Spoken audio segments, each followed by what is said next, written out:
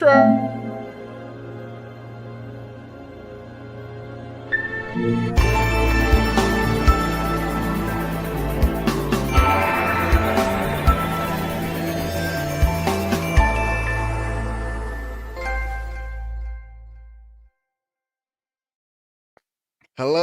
hello. Oh, wait, no longer. Welcome to the Trophy Room pre-show. Sorry we're a little late.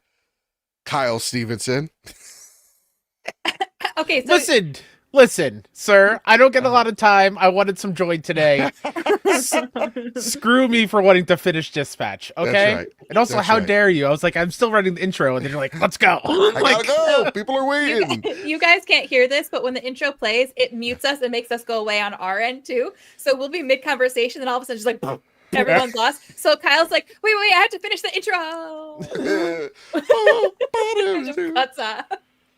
Oh man, what a wild, crazy week this one is for the Trophy Room. Let me tell you something.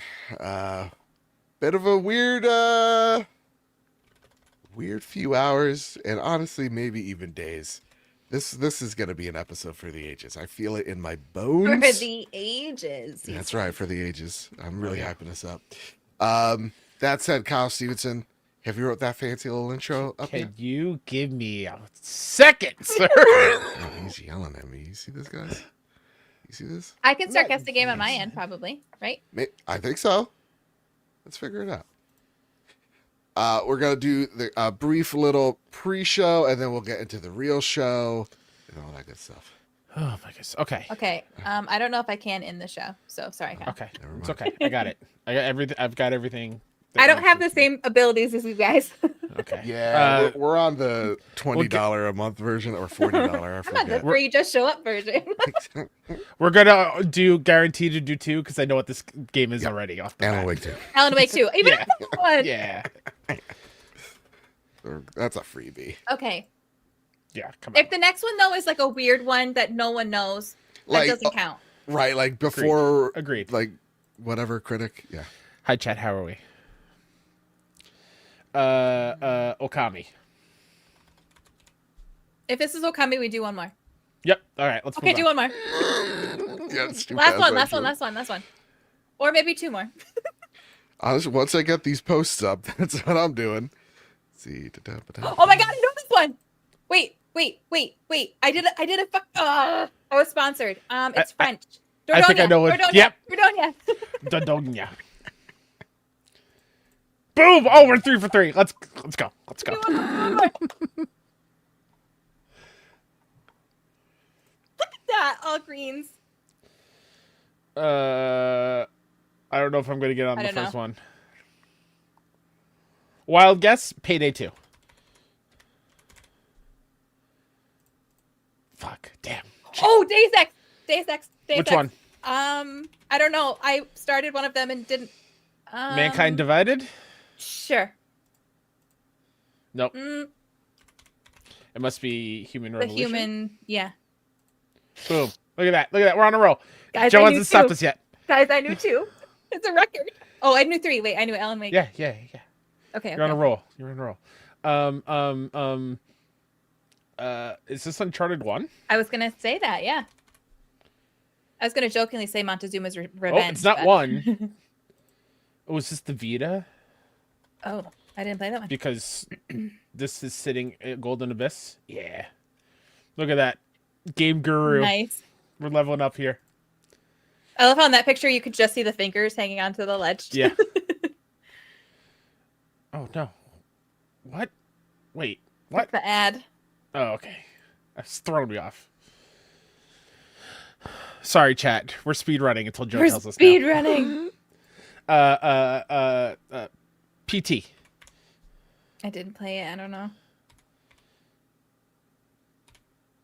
Is it even in here? Hmm? No, it's not. Crap. Skip it. Not Phasmophobia. No. No. It's something. It's some haunted game though. Look at that. Yeah. I Let's do another skip. feel like I played this one. Oh my god, what's it called? Is this Outlast? No, that's not the no. Oh, original platform 360. It's not what I was thinking of. The one I played was on PC. Condemned, maybe? Whoa, holy caps lock. Kyle. Condemned! Oh, there we go. There we go. Joe hasn't stopped us yet. We're what, 5 for 5? Yeah. Okay. Oh. Wait, I know this one. Omori? Did we have that recently already? Damn, no, it's not Omori. I know what this. I know. Oh my god, this is gonna hurt. Haunty, thank you, Silcanet. I knew it started. It ended in the that I sound. Yep. Never even heard of that one. Oh my gosh! Look at us go, Kyle! Look at us go! We're catching up. One more. No, shut your mouth. A wood floor. And I don't like know. a saw blade or something. I don't know. 83. It's giving me nothing. Mordor. PS5. PS5. Wait a second. Oh, Doom. Doom. Yeah, Doom. I'm like, I don't know, Dark but that makes Ages. sense because I didn't play it. Hey, all right. Nope, we gotta complete the list. Nope, we gotta complete the list. There's one all more. right, one more. We have There's a one missing more. gap right here. Last one. I'm the guy that has to edit this. Vampire Survivors. If you got that from this, Ah, damn. I was gonna say, if you get this, you are allowed one more. Oh my god. I already can 94. tell you I'm not gonna know this game, so give me. Oh, DOS. Oh God. Let's just keep going. RTS. Is this a Warcraft? StarCraft? Civilization. With this kind of Yeah. like high tech. Yep, Stuff? Civilization. It may be like the futurist. Oh, so version. Kenneth says Command and Conquer. Oh, that makes more sense. Command and Conquer. Yeah, I knew that. Definitely Command and Conquer. Can't believe you guys didn't know that. Yeah. Jeez. Like we should have Damn. listened to you way. I know. I way said it before. so long I'm ago. so Please. sorry. All right, let's do this, everybody. Can't wait. Let's go. Let's do this. Whoop, whoop, whoop, whoop, whoop.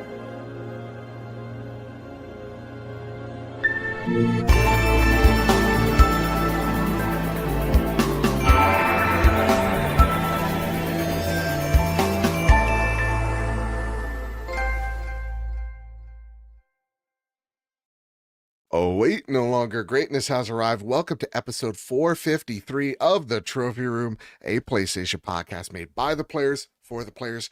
I'm your host, Joseph, aka Mr. Badbit, and it is here where we chat about the latest and greatest in all things PlayStation each and every week.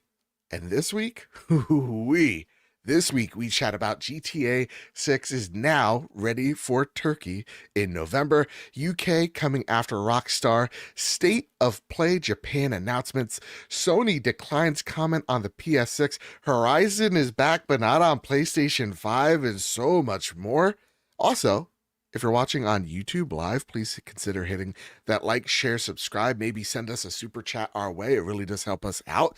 And hit that hype button. If you see it, believe it, smash it. It really does mean a whole lot. And we record each and every Wednesday night over on youtube.com at 8 p.m. Eastern Standard and on podcast feeds the very next day. Alongside me, the greatest co-host, whoever is, whoever will be, Mr. Kyle Stevenson. Is Dispatch your game of the year? I will wait to comment until we get to the what we've been playing segment. Oh, okay. But I have not a challenge, maybe an ask for the audience in chat. Please. I just noticed this, and I haven't been updating it. Yeah. How many times have we recorded episode 453? I feel like I've heard you say 453 for at least the last couple weeks now. Audience, ask me. I missed maybe this is the second time. I feel like maybe we're probably in the 460s, but like I don't know. Maybe we're actually in a time loop and it will just always be 453. right. Maybe Or we've Kyle already just hit hears it. episode 500 and we just haven't realized Probably it. have. After COVID, what is time anyways? Exactly. Exactly. Alongside us, the lightweight herself, Tegan, how you doing, girl? Hi. So, Kyle, before you got on, Baby Light was in the room with us, and Joe witnessed firsthand why I am always so exhausted. Yeah, it She is took me. amazing, but oh wow. I was like, Joe, this is what you're signing up for if you Yeah, want it. 3 minutes. I was tired watching her. I don't even need to. I don't even need to see it. I know Mhm. probably know exactly. Oh, I'm sure Wow. you lived the same experience. Exactly. It was constant. That's not food. Let's not break that. Oh, don't Yep. touch that. Nope, Yep. don't spit on the monitor. Mhm. Nope, don't put food in there. Nope. Yep. And You know how she's many like, "I'm Legos farting I've on stepped on Mom." this week? Yeah, and then she goes, I'm farting on mama. And I'm like, wasn't. is she? I don't know. And Oh, that's hilarious. yeah, no, it's a lot. So listen, that said, we got so much to talk about, so much news breaking as the show is going live. And a lot of it is very weird. It's the weird transitional state of the industry that we're in. Some of it exciting, some of it frightening, some of it sad, all of the above here on this episode. But before we get into it, of course, it's time for our Patreon pitch. The reason why we look so good, we sound so great is because of your generosity over at patreon.com/PS Trophy Room. So if we ever got you through a long car ride, a tough day at work, whatever your situation may be, it really does mean a lot if you toss us a buck our way over at patreon.com/PS Trophy Room. And if you can't, that's all right. Please consider rating us 5 stars over on Apple Podcasts and Spotify and hitting that like, share button over on YouTube. It really does mean a whole lot to us and helps us grow. That said, though, I want to thank our newest members to the Patreon: Quack Johnson at the silver tier, Gregory Holmes at the platinum tier, Laura Liston at the bronze tier, and Paul Stanwyck at the silver tier. I want to thank our premium members: Todd Burwitz, Caleb Cook, and Toxic, and of course, K-Rock's Kiddo Cullen.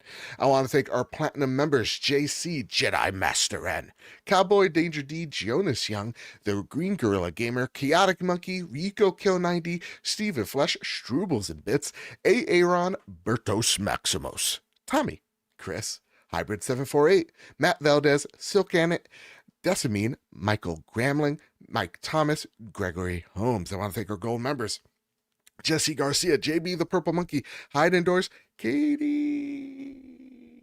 Happy birthday. So it's your birthday today. Shares of Ryan Reynolds. That's one hell of a birthday to share.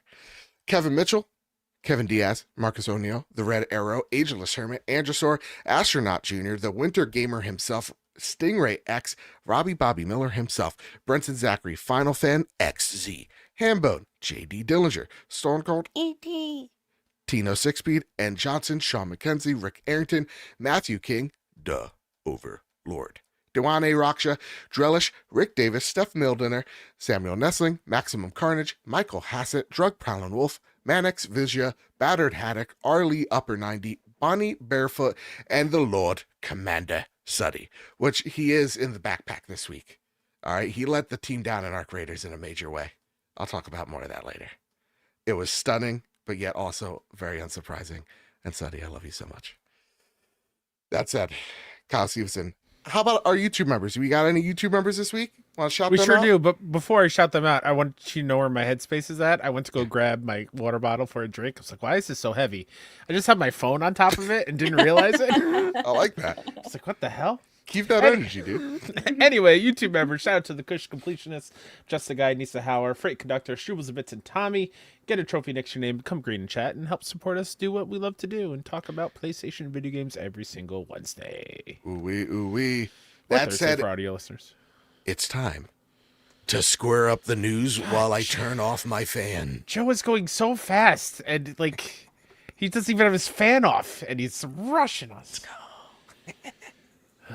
Hey, anyways, you ever heard of this place called Rockstar? Never heard That's of it. where the first bit of news we're squaring up. Grand Theft Auto 6 is now set to launch November 19th in 2026. Hi, everyone. Grand Theft Auto 6 will now release on Thursday, November 19th, 2026. We are sorry for adding additional time to what we realize has been a long wait, but these extra months will allow us to finish the game with the level of polish you have come to expect and deserve.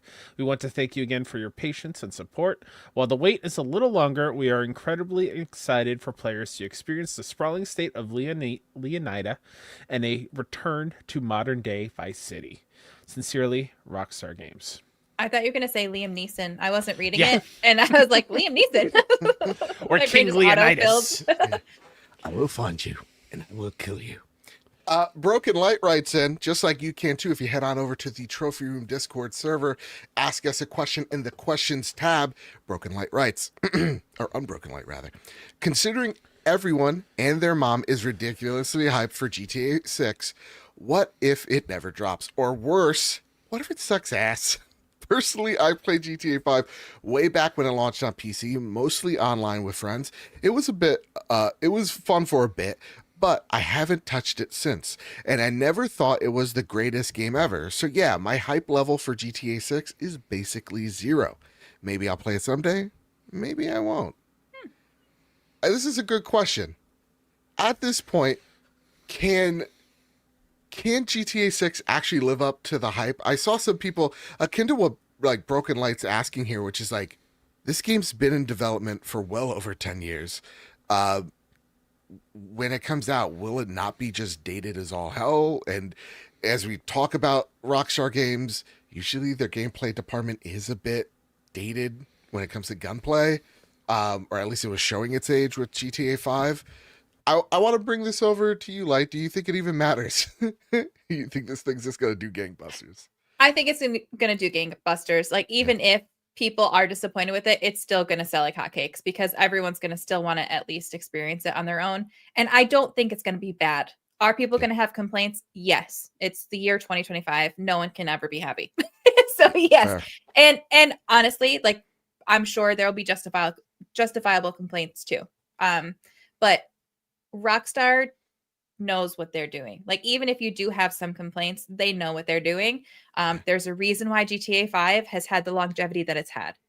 I played it for the first time 2-3 years ago now. It, like, not even that long ago, and it still didn't feel that dated.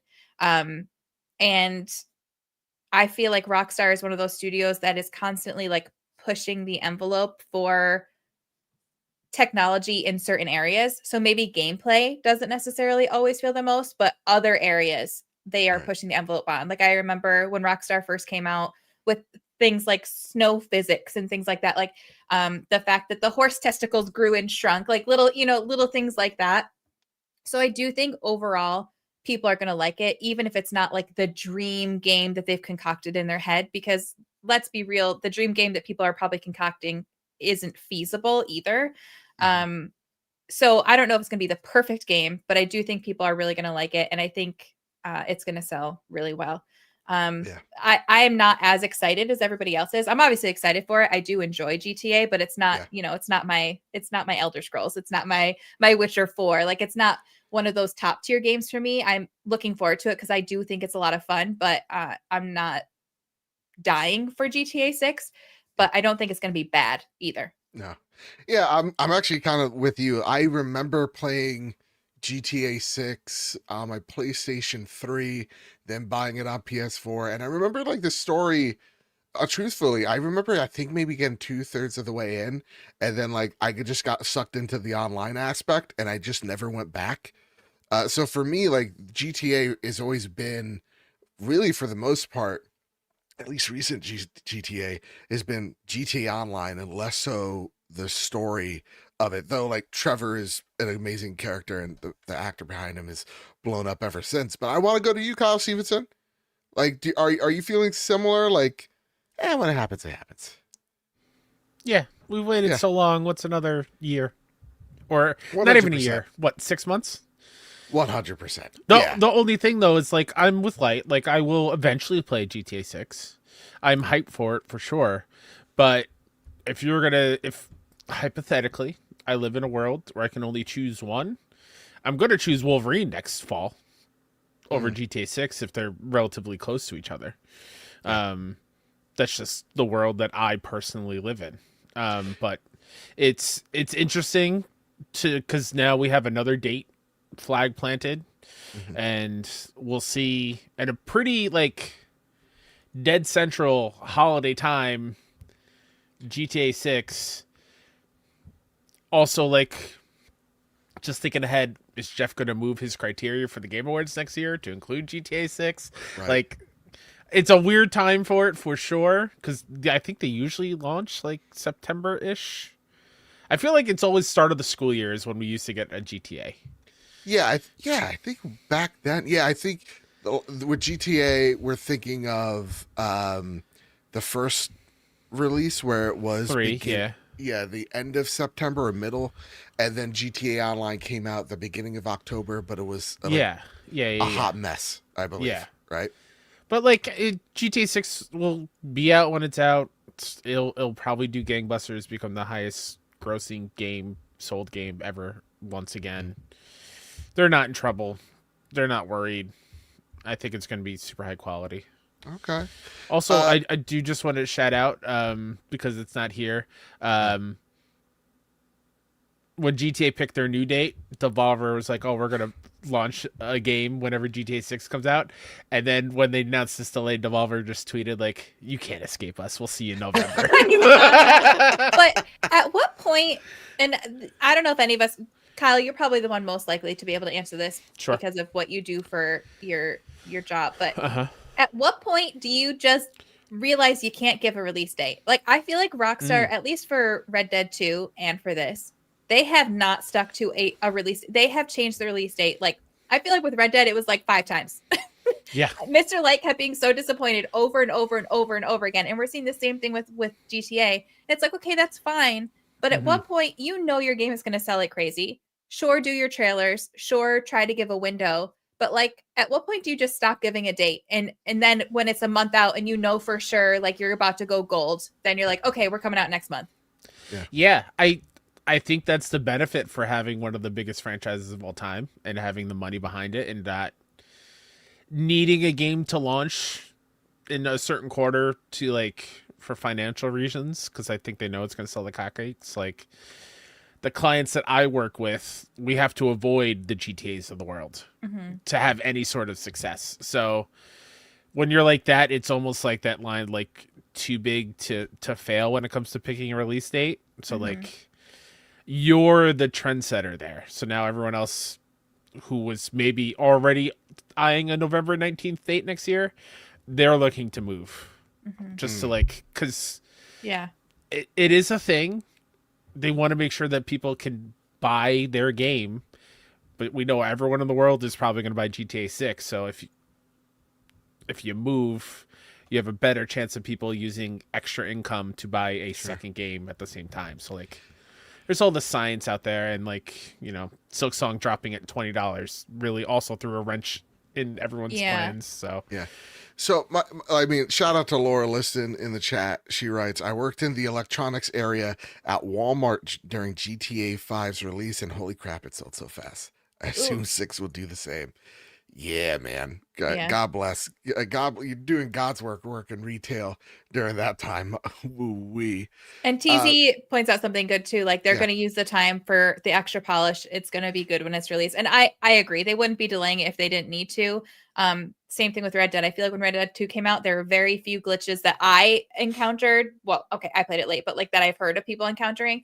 I feel like when they launch games, they're pretty good from what I've understand. Obviously, I haven't played any of them at launch, so I don't really know. But from what I understand, they're pretty good.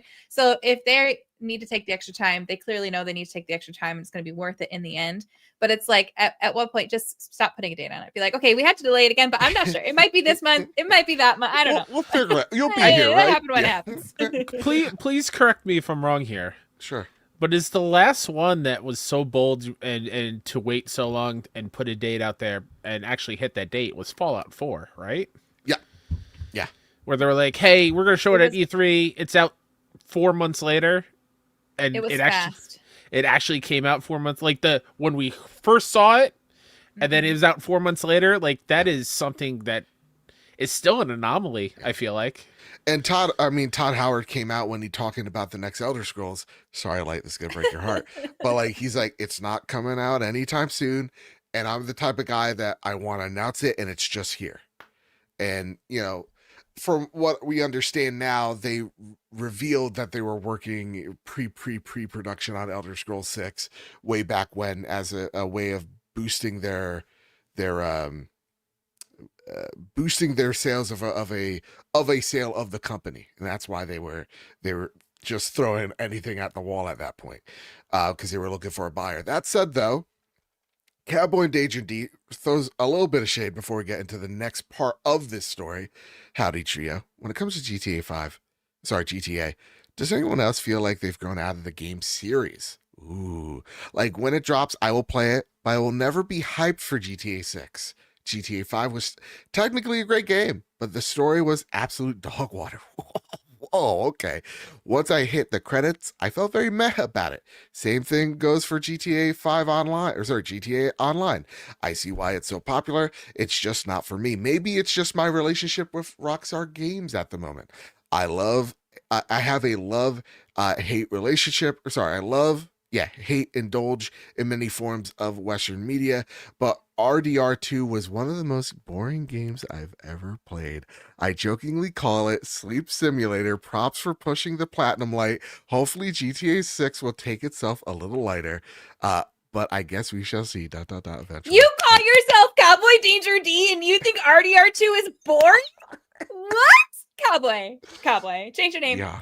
You've lost your title. You've lost your Oh title. my goodness gracious. Oh, Lord. I know, it's just such a good take. Kyle Stevenson, let's talk about the next portion of this of the story. This comes from Rebecca Valentine over at IGN, and Rebecca writes, UK video game worker union files legal claims against GTA 6 developer Rockstar, alleging trade union victimization and blacklisting. The Independent Workers Union of Great Britain, or the IWGB, has filed legal claims against Rockstar Games, the group announced today, alleging that the dismissal of 31 Rockstar employees earlier this month constituted, quote, trade union victimization and blacklisting, end quote. In a statement put out by IWGB, the group references the firing in early November of 31 Rockstar employees, which the group says were all targeted due to their involvement in a private chat group on Discord focused on unionization and organizing activities. We are representing employees who were dismissed by Rockstar Games in circumstances that we believe amount to victimization and collective dismissal linked to trade union activity. Despite our representation and attempts to meet with Rockstar to resolve the matter through negotiation, Rockstar have declined and persisted to terminate members of the union in a manner that is unacceptable and unlawful. Accordingly, we have now issued formal legal claims against Rockstar on behalf of the claimants. Our members allege that Rockstar's conduct constitutes, good Lord, Kyle, constitutes trade union victimization and blacklisting. The group claimed at the time of the firings earlier this month that this constituted blatant and ruthless union busting. The IWGB's claim has been submitted to the tribunal and will await a date for an initial hearing where it will be determined if the claimants are eligible for interim relief. Rockstar disputed the union busting accusations after they were made, first stating that the employees were fired for, quote, gross misconduct and for no other reason, end quote, and later specifying they were fired for leaking, quote, confidential information in a public forum, end quote. IWGB has disputed this claim, saying that the only non-Rockstar employees in the Discord were union organizers. Last week, fired workers and supporters protested outside of Rockstar and publisher Take-Two's UK offices, demanding the workers be reinstated. IGN reached out to Rockstar parent company Take-Two, but the publisher declined to comment.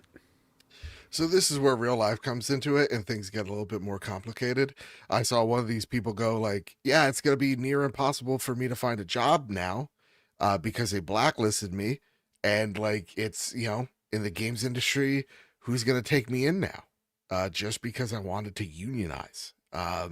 So I mean, my heart goes out to all those affected, and I hope you not just get reinstituted, but like you win and you get some you know, some income out of this, because yeah, it's hard to find a job right now, and it's hard to find a job that respects you and respects your time, and yeah, you should be respected. I don't know. Anything more to say here? I don't know if there's much to say until we actually know more with the investigation and Yep. stuff. it sucks that this is even a thing that has to be talked about. It sucks that we are in a position as a society to be like, yep, that's something that I could totally see a company doing and Yeah. be really disappointed with it. But I think until there's like an investigation and we have more facts, there's probably not much to say. 100%. I hope that's not actually what happened, because that, you lose a lot of respect for the company if it 100%. is. But Yeah. until we know more, I don't really want to speculate and say something out of pocket, 100%. We don't have all the facts. Great point. I just feel Kyle, bad for the people involved. no, 100%. Yeah. Kyle, I'll throw this back to you about the game itself. I kind of went ahead a little bit too fast there. When it comes to, you said this game coming out in the middle of November, that's the peak of holiday sales, which honestly kind of makes sense for a game like that, to be honest. Like a week before Black Friday next year. Right. Yeah. I mean, it's going to be the holiday game. Where do you see Insomniac place Wolverine now? And how much of a detriment will GTA have to the sales of Wolverine? Now, correct me if I'm wrong. Did they put November next year in the last Wolverine trailer? All they said was fall. Just fall. Yeah. Yeah. So I think with this, if I were Sony, if I were Shu, bringing it back. Bring it back. I don't know. Mid-October, maybe? Give it a month. Okay. I think that's probably a smart way to do it. I mean, I think if there's any IP in the game space, it's an Insomniac-made Wolverine game that can go toe-to-toe on the same day, but that'd be fucking nuts, so don't do that. Don't do that. There's nothing that could compete with this game. I think, honestly, you want even more time. Sure. Like, I think you place this early September, similar to the first Spider-Man launch, and that gives you enough time. You got literally 2 months and change to get the big tail of that game, and then you could throw it on a Black Friday sale in the middle of November and get even more out of it. I think is kind of the call there. But like, yeah, I even think, like, where does Call of Duty land? Because this is way bigger than Call of Duty, right? Like, and what does that move of Call of Duty mean for every other game? In like, it's just a domino effect. I wouldn't be shocked outside of Devolver, who I can't wait for whatever this game is. I'm hoping it's Hotline Miami 3 and just stay on brand. God bless. I kind of am expecting to see just a void of releases within the 2 weeks of GTA 6. I really do. Yeah. That said, listen, for those who come after in 2026, y'all, good luck out there. Good luck. It's going to be nuts with competing with GTA. Especially if the amount of missions that have been rumored or teased or whatever, leaked, whatever it was, is true. Like, you want some birth on that. Yeah. A wide berth there. They're like, this thing is feature complete. I'm like, all right, let's go. That said, here's everything announced at PlayStation State of Play. Kyle, would you like me to read this list? And I'll just poke out the things that are important, because it really... Well, they're all important. They're all games. I can read through them. Just quick. do rapid fire. Yeah. Let's do some rapid fire. So, State of Play happened yesterday. This is a State of Play that focused primarily... Yesterday. I'm gonna go. Goodbye, everybody. It's been nice. There's My the daughter, new shirt. everything is last year for my daughter, so something happens last night. Last year. Do you remember when we did that last year? You mean last night? So there was a State of Play the other day. Yep. That I like focused last on year better. Japan edition. Japan edition. And we got a whole bunch of games. So Kyle, take it away. Yeah. So Dragon Quest VII Reimagined, new gameplay trailer, confirmed the release date of February 5th, 2026. So that's super exciting. You're going to see a trend, a lot of between February and April releases that we got for 100%. PlayStation games. That was followed up by a game called Inconbini, One Store Many Stories. New trailer for an indie simulation game set in 1990s Japanese convenience store. It's due for release in April 2026. We finally got a date for Coffee Talk Tokyo. coming out on March 5th. Super excited for that one. Then we got 2 horror games from the same series that I've never heard of before, but they look very cool. They're called Broken Lore Unfollow, which launches on January 16th, 2026. And then Broken Lore Ascend is coming out in a summer of next year release window. Apparently that's an IP, a franchise that I've never heard of. That was followed up by another trailer for Fatal Frame 2, Crimson Butterfly Remake. That is coming out on March 12th, 2026. That was also a new trailer. Everyone's favorite IP, Dynasty Warriors Origins, got a trailer for its DLC. That comes out on January 22nd of next year. Includes new stories, allies, weapons, and more. Gran Turismo 7 showed up with their Power Pack DLC. It'll be paid DLC aimed at more serious players. Includes new authentic motorsport challenges, including, this is wild, 24-hour races. That's nuts. Motion Wreck, an indie game that I think was at PAX East this year, that's already out on Steam, but this is coming to PlayStation in spring of next year. You record your movements and you play them back to progress through the levels. It's very cool.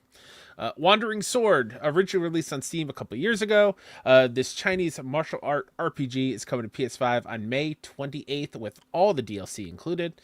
No Sleep for Konami Date from AI, the Somnium Files. Everyone loves those AI games who play them. This was out on Switch and Switch 2 PC in July, but it's coming to PS4, PS5, and Xbox on February 26th next year. Another racer, Tokyo Extreme Racer, is coming back to PlayStation on February 26th. There was one on PC, I think, this year as well. We're halfway through, everybody. Hang tight. Once Upon a Katamari gets 2 DLC packs later this winter. Pac-Man World 2 repack. We got Sonic the Hedgehog DLC. No one cares about that bullshit. No. Digimon Story Time Stranger Episode 1 pack DLC. Another trailer for that one. That's also coming out in the wintertime.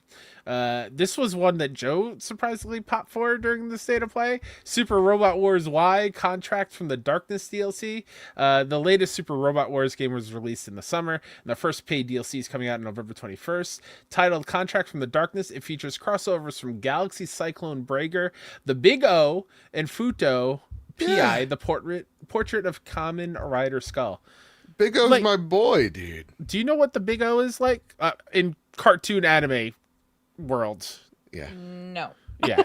Big Mech Kaiju guy. He was on Toonami. All right. Have zero idea. But Joe's excited. That's Hey, cool. like, guess who was there? Hey, take a guess. Take a gander. Take a guess. What's our favorite thing that we don't love seeing so much of? At all these shows. Clowns? No. Think about it. Even worse. We Capcom game. Oh. What? There was That's a title. Yeah, there's a title update 4 for Monster Oh my Hunter God. Wilds. It's coming out on December 16th. It will include the giant halberd dragon Gagmazios. Shout out to you, Hey, it's Italian. Monster Hunter fans. More Sonic stuff. You got the DLC list. Knights DLCs in December. Super Monkey Ball DLC in January. Tangle and Whisper from the comic series is in February. And SpongeBob DLC is coming out on November 20th. The one that I was super excited for is a game called Nevergrave, The Witch and the Curse. It's a witch-themed Metroidvania. It reminded me a lot of Ender Lily Metroidvania games that I played earlier this year. That is coming out on March 5th. A shockingly surprised one for us, I think. The Blaze Blue Entropy Effect X. Blaze Blue is a fighting game series. This is a roguelike action game where you can play as 14 characters from the fighting game series. That is out on February 12th. This one, I would love for Light to watch the trailer some other time, maybe in the post show. Sure. And I want her takes on this one. Damon and Baby is an action game from Arc System Works. It's a twin stick shooter where you play as a demon king with a little baby on their shoulders, and getting into a whole lot of hijinks. Damon is very irresponsible, with this baby. Very irresponsible. That comes out in early 2026. I'm going to butcher this name. Kayuran Makayism. It's a new action RPG Nailed from the it. team behind the Disgaea series. January 29th. Fate Trigger. Next generation tactical hero shooter built in Unreal Engine 5. It's coming out next year at some point. Third person multiplayer game. Octopath Traveler 0. That game is coming out on December 4th, and there is a demo with up to 3 hours of playtime 3 hours. Yep. that carries over into the main game whenever you get it, which is super exciting. Marvel Tokon Fighting Souls gave us a good look at Spider-Man and Ghost Rider in the trailer. The game looks gorgeous. Closed beta for the game will take place between December 5th and 7th. Elden Ring Night Reign, The Forsaken Hollows gets its first DLC. New Nightfarers, bosses, and more, according to From Software. That's out on December 4th. And then Joe's favorite let me thing. take this one. Yeah, let me you take this one. All right. Because Joe, this is- I've never seen Joe more excited for something so stupid. What do you mean? Kyle, I'm going to get the a trailer picture up. of this. Yeah, I'm gonna get the please, trailer up. Okay, listen. Last state of play, they're like, we got PC speakers. This is the coolest thing they detach. Dumb. And I'm like, that's stupid. I have no use for that. PC speakers at a state of play, and then they're like, wait, what goes good for PC speakers? What if we give you a PC monitor? Sony announced a new monitor, which will only be released in Japan and the United States. It's 27 inches monitor, features 1440p screen. Don't give away the gimmick yet. Okay, please. HDR support and up to 240 hertz refresh rate and VRR support. And it includes, wait for it, a charging hook to charge the DualSense controller. Huh? Wait, Huh? Joe, I get it. Huh? It's cool. Over under on the hook. You don't need it, Joe. Yeah, But it's you don't cool. need It is cool. I like that it charges too, and it's not Yeah. just for you to like hang it on. I'm gonna do this. What's this say? Over under / under on the hook. I'm putting up a poll. I want to see where I'm at on this. Yeah, because this is important. Look at how look at that. I'm Nice. It is a cool design feature. I didn't need this to be in a state of play. It's I don't important. care. It's important stuff. I don't It's know. the coolest thing shown there. Yeah, if that could have been a blog post. Very The much things so. that they put in a blog post versus what they put in the showcase, like what are we doing? It's wild. And now here's an interesting one. PlayStation 5 Digital Japanese Edition. It's announced that in Japan it will be getting a new, cheaper version of the PS5 Digital Edition, which will include locked Japanese language support only. It will cost 55,000 yen, and that's $355 in American, which is a heavily discounted from the current $475 price of the digital in Japan. And yeah, that's pretty big. It looks like this is region locked only to Japan, and pretty cheap. So love to see them actually kind of make a push in literally their homeland of Japan. Do you see how low the digital edition was at launch? How much? It's right there, the last sentence. Oh my goodness. But still not quite as low as 39,000, which was 260 when it originally costed at launch. That's crazy. That is actually insane. Oh, what a crazy time we find ourselves in. Monitors have hooks in them and consoles that are 5 years old. I joked with Very him more late yesterday expensive that now. Joe is going to show up one week and he's just going to have 6 monitors for every single one of his controllers, just for the hook. Yes. He's not going to buy a charging point. Considering we had to talk about it buying a separate PlayStation just so he didn't have to move his PlayStation, we are 5 feet? absolutely Absolutely, kidding. We yeah. are absolutely having him have multiple monitors. Fair enough. Hey, a lot of judgment coming from And this crowd. every monitor will have a different game of the year on it for him. You guys are real We love you, sons Joe. of bitches. A guy can't just be excited about games anymore. make wild proclamations. Ghetto Berry writes in, "Good evening, Trophy Room Trio. Hope you're all doing well. In regards to the state of play in Japan that just happened, I personally found it underwhelming. But we all have to remember this was more catered to the Japanese and East Asian audiences, but it's nice to feel welcomed in watching it wherever we are in the world. It's also nice for PlayStation to get back in touch with its Japanese roots and reconnect with the people there. So my question is, when do you think the next state of play will be shown? Early next year, next spring, dare I say before the Game Awards next month? Does this State of Play Japan replace the one typically we get in December? When do you think we'll actually get a showcase? Sometime next year, or right when the PS6 is about to be revealed? Or are we truly done with showcases, period? Take care, guys. Keep up the stellar work. All you do, love always." Oh, thank you so much, Ghetto Bear. It's so kind.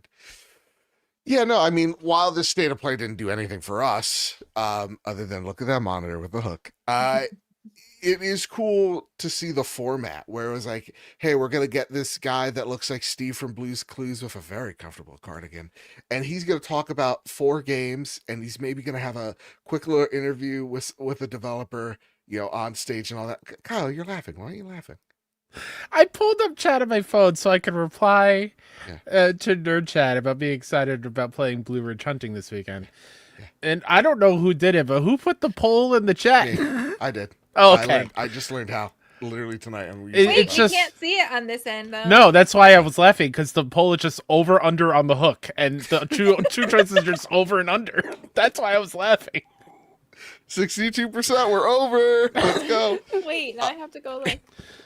Please don't sway the vote, okay? Oh, I'm swaying it, baby. Oh no. But yeah, like it's. I love the production of it, and I hope that gets carried over to other state of plays. Sure. But I think, Kyle, what you were saying, like when we were reacting to it, was like, I hope they do these for like indie games, man. Yeah, indie state of play. I've been saying that forever now. I feel like it's like. The thing that blows my mind is I forgot when the turning point was, but Xbox was known for indie games at some point in the console space. Then that shift happened where PlayStation were getting all the indies. Then it's kind of been in and out, blah, blah, blah. It feels like we're all in this cyclical cycle of it all switching around. But there's so many indie games out there, and there's so many really cool things that, like... it will do wonders for PlayStation as a brand of if you're not going to talk to us about these big first party games every once in a while, and instead of just getting a state of play where guess what, we're going to show Monster Hunter again for the 18,000th time this year, let's do a little deep dive 30 minutes of indie games. So instead of like, hey, in the next hour on Twitter we're going to show you 4 indie games for you to be excited about, that's stupid. Does nothing.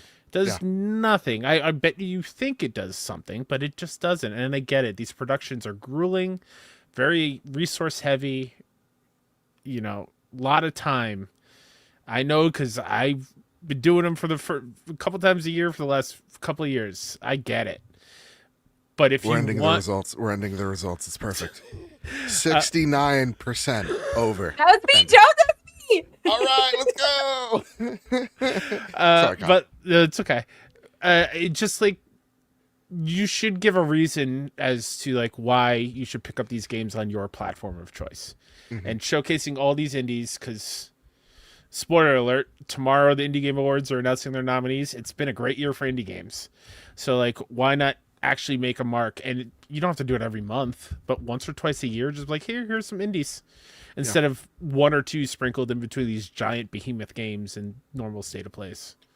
Yeah, 100%. And I think, like for next year, do you think we're actually gonna get a showcase, like a big old here's a big thing, intergalactic Wolverine? I can't keep track of which is which anymore, though. I've never been able to know. I'm like, I don't know the difference anymore. Yeah, I think, like, truthfully, I think that's PlayStation's problem, where it's like, it's just state of play now, and this is a state of play, like, and some state of plays are really good, and some are, I don't know if they do a giant showcase because Yeah, I don't know. I feel like they just keep doing the state of plays. Like, yes, the showcase ones were nice. Yeah. But when was the last one we got? I think was it 2020, When we saw the first Wolverine trailer. right? Yeah. So Yeah. it's been a while. And I wonder too with just how I don't know the word. Malleable the industry Sure. is right now. I don't know if it's necessarily in their best bet to do a showcase, because when you have these giant showcases, then you're like, okay, this is coming out here, this is coming out here, and then it's like, oh wait, shit, no, everything just blew up. Then people are like, oh, none of this happened, and then people get angry because none of that happened. Whereas if you have the smaller ones, you can kind of keep it a little bit more contained to one specific topic. That's a little bit easier 100%. to. I don't know. I think I'm I talking think out it my ass. I have matters. no idea. No, I think you're dead on right. I think like it matters in the moment. Like, oh my God, this is awesome. And I think it matters to us, the hardcore fans of PlayStation and like just lovers of games. And like, but in the grand scheme of things, I can't tell you much that was in either of those showcases other than, a KOTOR that never formed, like you were saying, because like the industry for me, like I would say it's very liquid. It's all over the place right now. And like Miles Morales being shown as on the whatever, but like the PS5 showcase. But I do think showcases are going to probably be reserved for when they're announcing new hardware, which speaking of new hardware, Kyle Stevenson. You mean the monitor isn't it? What? No.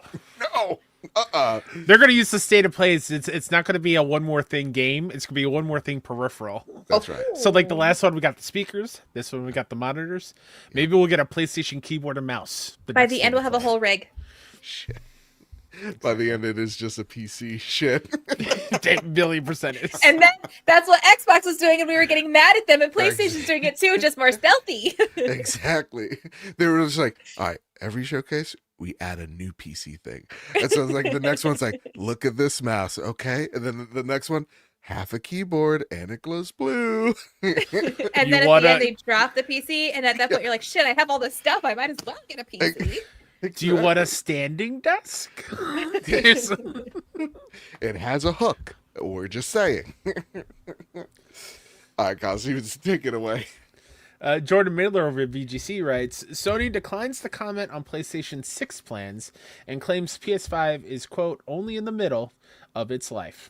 In response, Sony CFO Lin Tao claimed that PS5, which has now surpassed 84 million sales, is, quote, only in the middle, end quote, of its lifespan, citing the high number of active users who continue to play on PS4 more than a decade after its launch. Last year, Sony Interactive Entertainment said that about half of its monthly active users were still on PS4. Tao said in Tuesday's earnings call, transcribed by VGC, quote, this year, in year 6 since the launch, PS5 has been growing its installed base, and our view is that compared to the conventional console life cycles, and looking at the PS4 cycle, it seems to be getting longer and longer. Especially with the PS4, which was launched in 2013. It's been over a decade since then, but there are many active users enjoying the console, and they're enjoying the other consoles too. And from that perspective, we believe that the PS5 is only in the middle of the journey, and we are really planning to expand it even further. As for its next-gen console, Sony would not comment on any plans, quote, and as for the future launches and successors, we are not in a position to make any comments about that, and that's all we have, the CFO said. Sony discussed its future console strategy in a business segment meeting this summer, in which it said it was committed to, quote, exploring a new and enhanced way for players to engage with games, and that the future of the platform is top of mind. While we cannot share further details at this stage, the future of the platform is top of mind, said SIE CEO Hideaki Nishino. We are committed to exploring a new and enhanced way for players to engage with our content and services, end quote.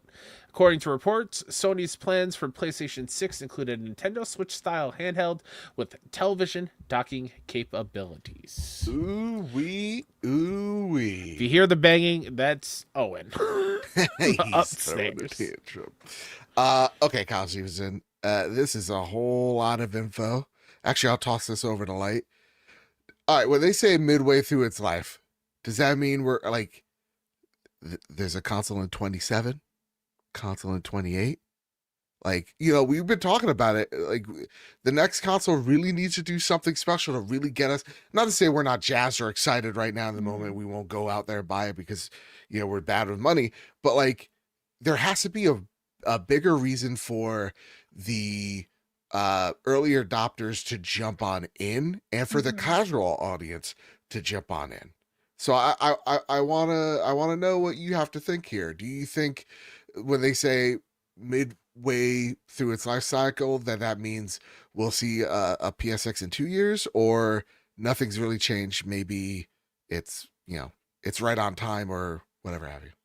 I think going back to something Kyle had said a couple episodes ago, I'm thinking 28 and it launches with Intergalactic.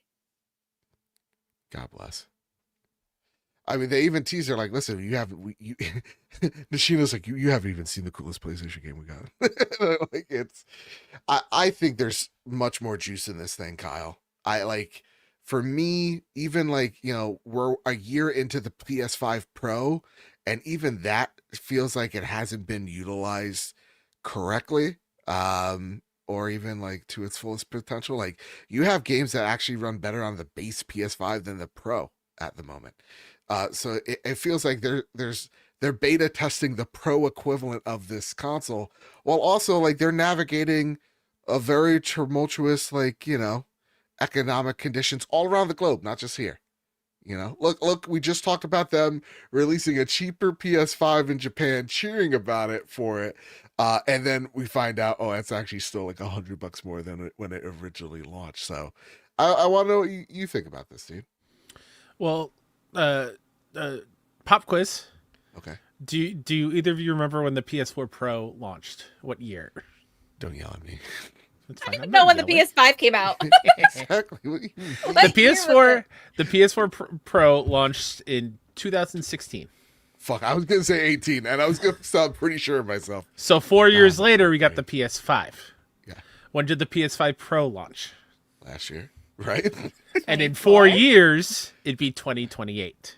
Okay. So like the timing kind of fits Yeah. to what White said before.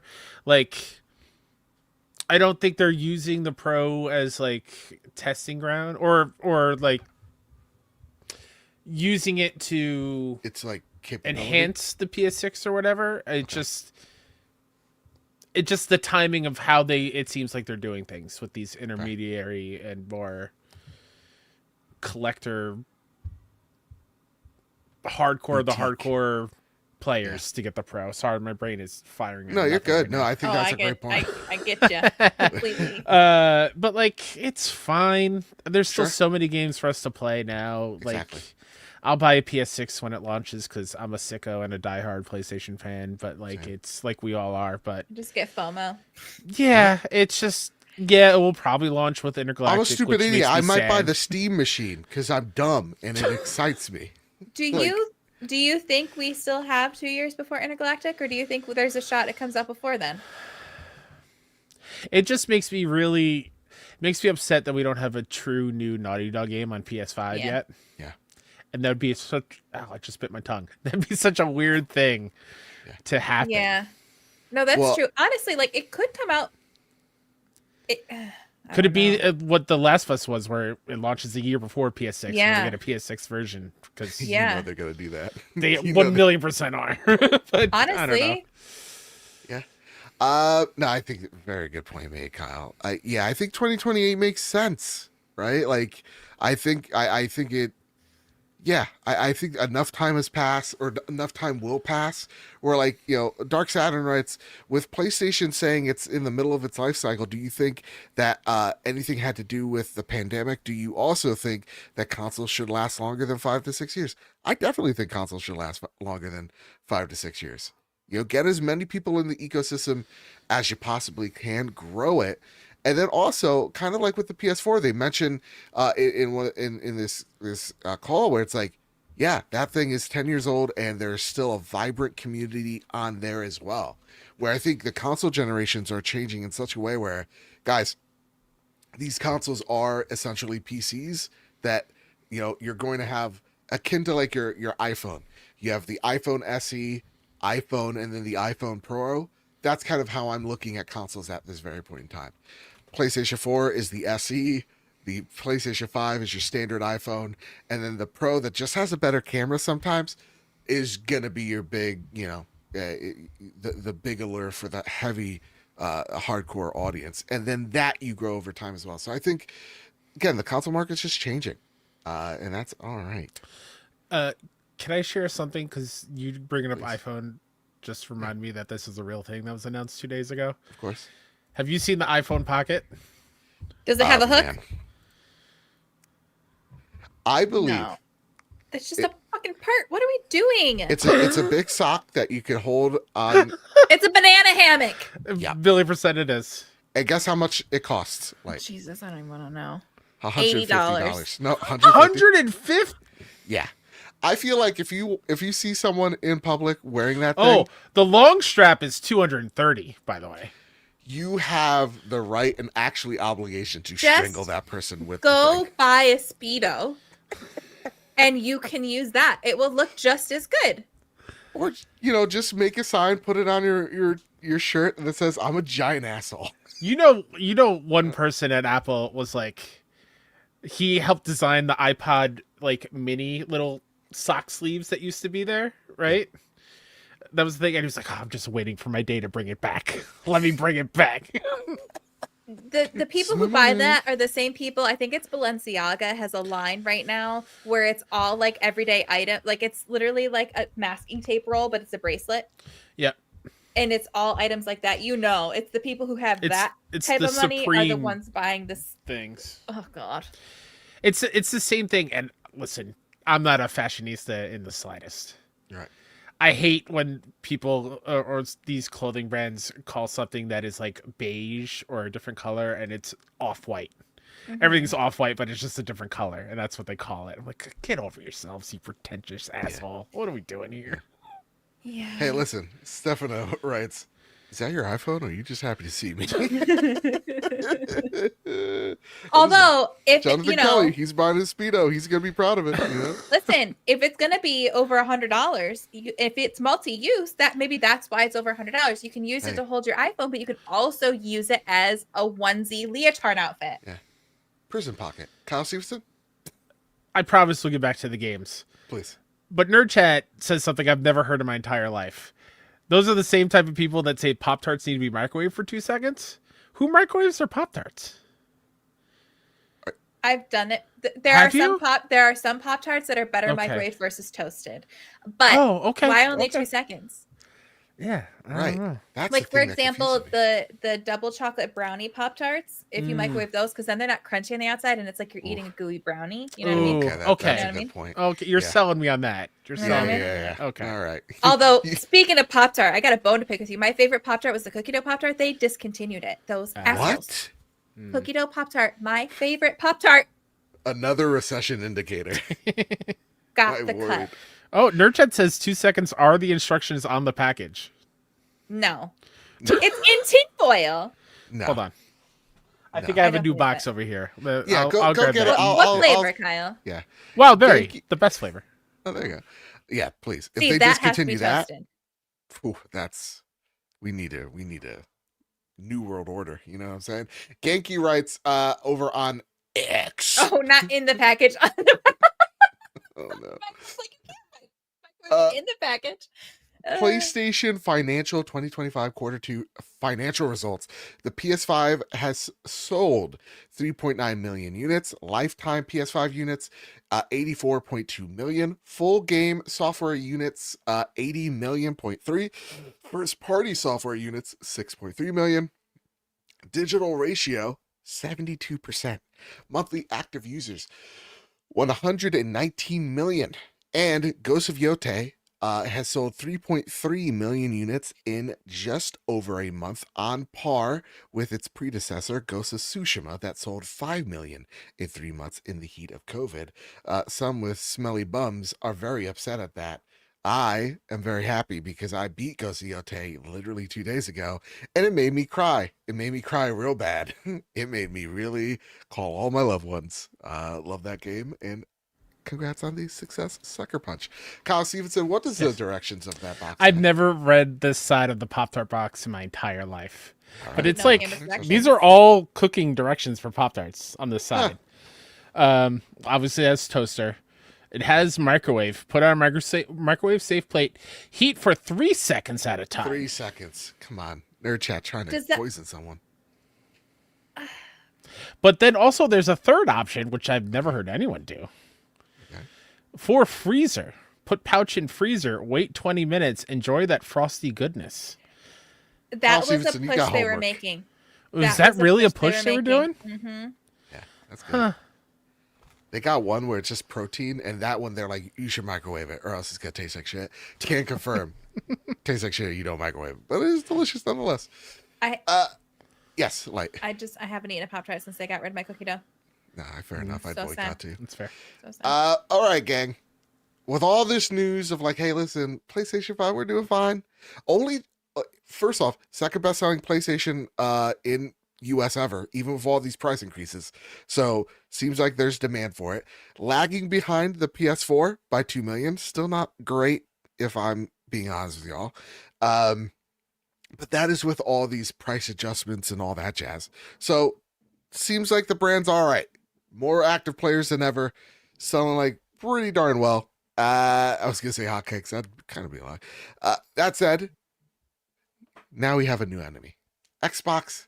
They're out there doing whatever. You know, they're putting Master Chief on Halo, right? Or sorry, they're putting Master Chief on PlayStation. They're putting Halo on Nintendo. It's everything's cat and dogs living together. We need a new enemy. You know, we need a new foe to vanquish. Oh, Steam has revealed a slew of new hardware, a new VR headset called Steam Frame, a new controller called the Steam Controller, and a console-like unit called the Steam Machine. Papa Taz writes in, what's up, Trophy Room Trio? My question this week is regarding the new Steam console. Will this replace Xbox and give Sony a challenge?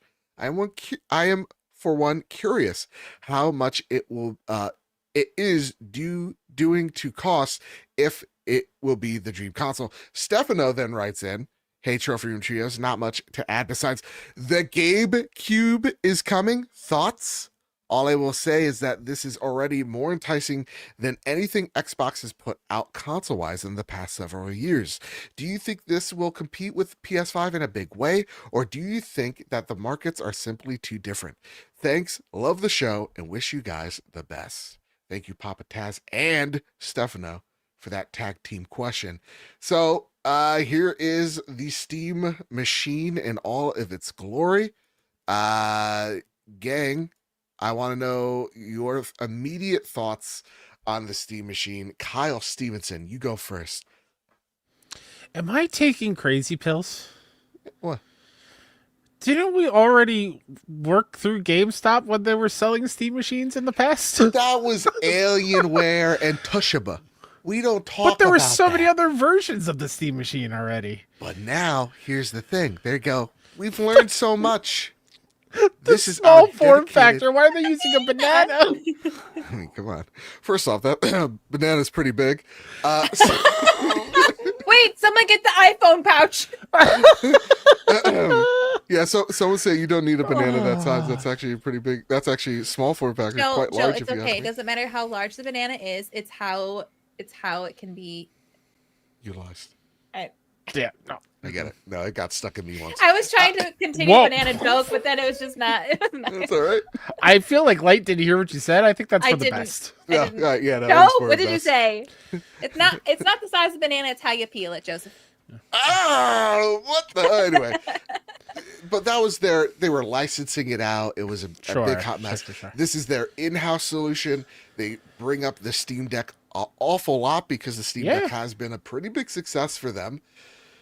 And listen, specs aside, even me looking at it, there's some questions here. This definitely looks like a more budgeted, like conscious console. It's a tad bit less powerful than a basic PlayStation 5, but also with the Steam OS, I will have to say, being a Steam Deck owner, it is impressive what games you're able to play on this thing. So Sure. Yeah, it's I do think this is really cool. At the end of the day, I think it's cool. But I have a Steam Deck. I can already play games on my TV using my Steam Deck and hooking it up to an HDMI with a little port that you can buy. So like, it's not necessarily for me. Mm-hmm. And also, let's be real, that controller's hideous.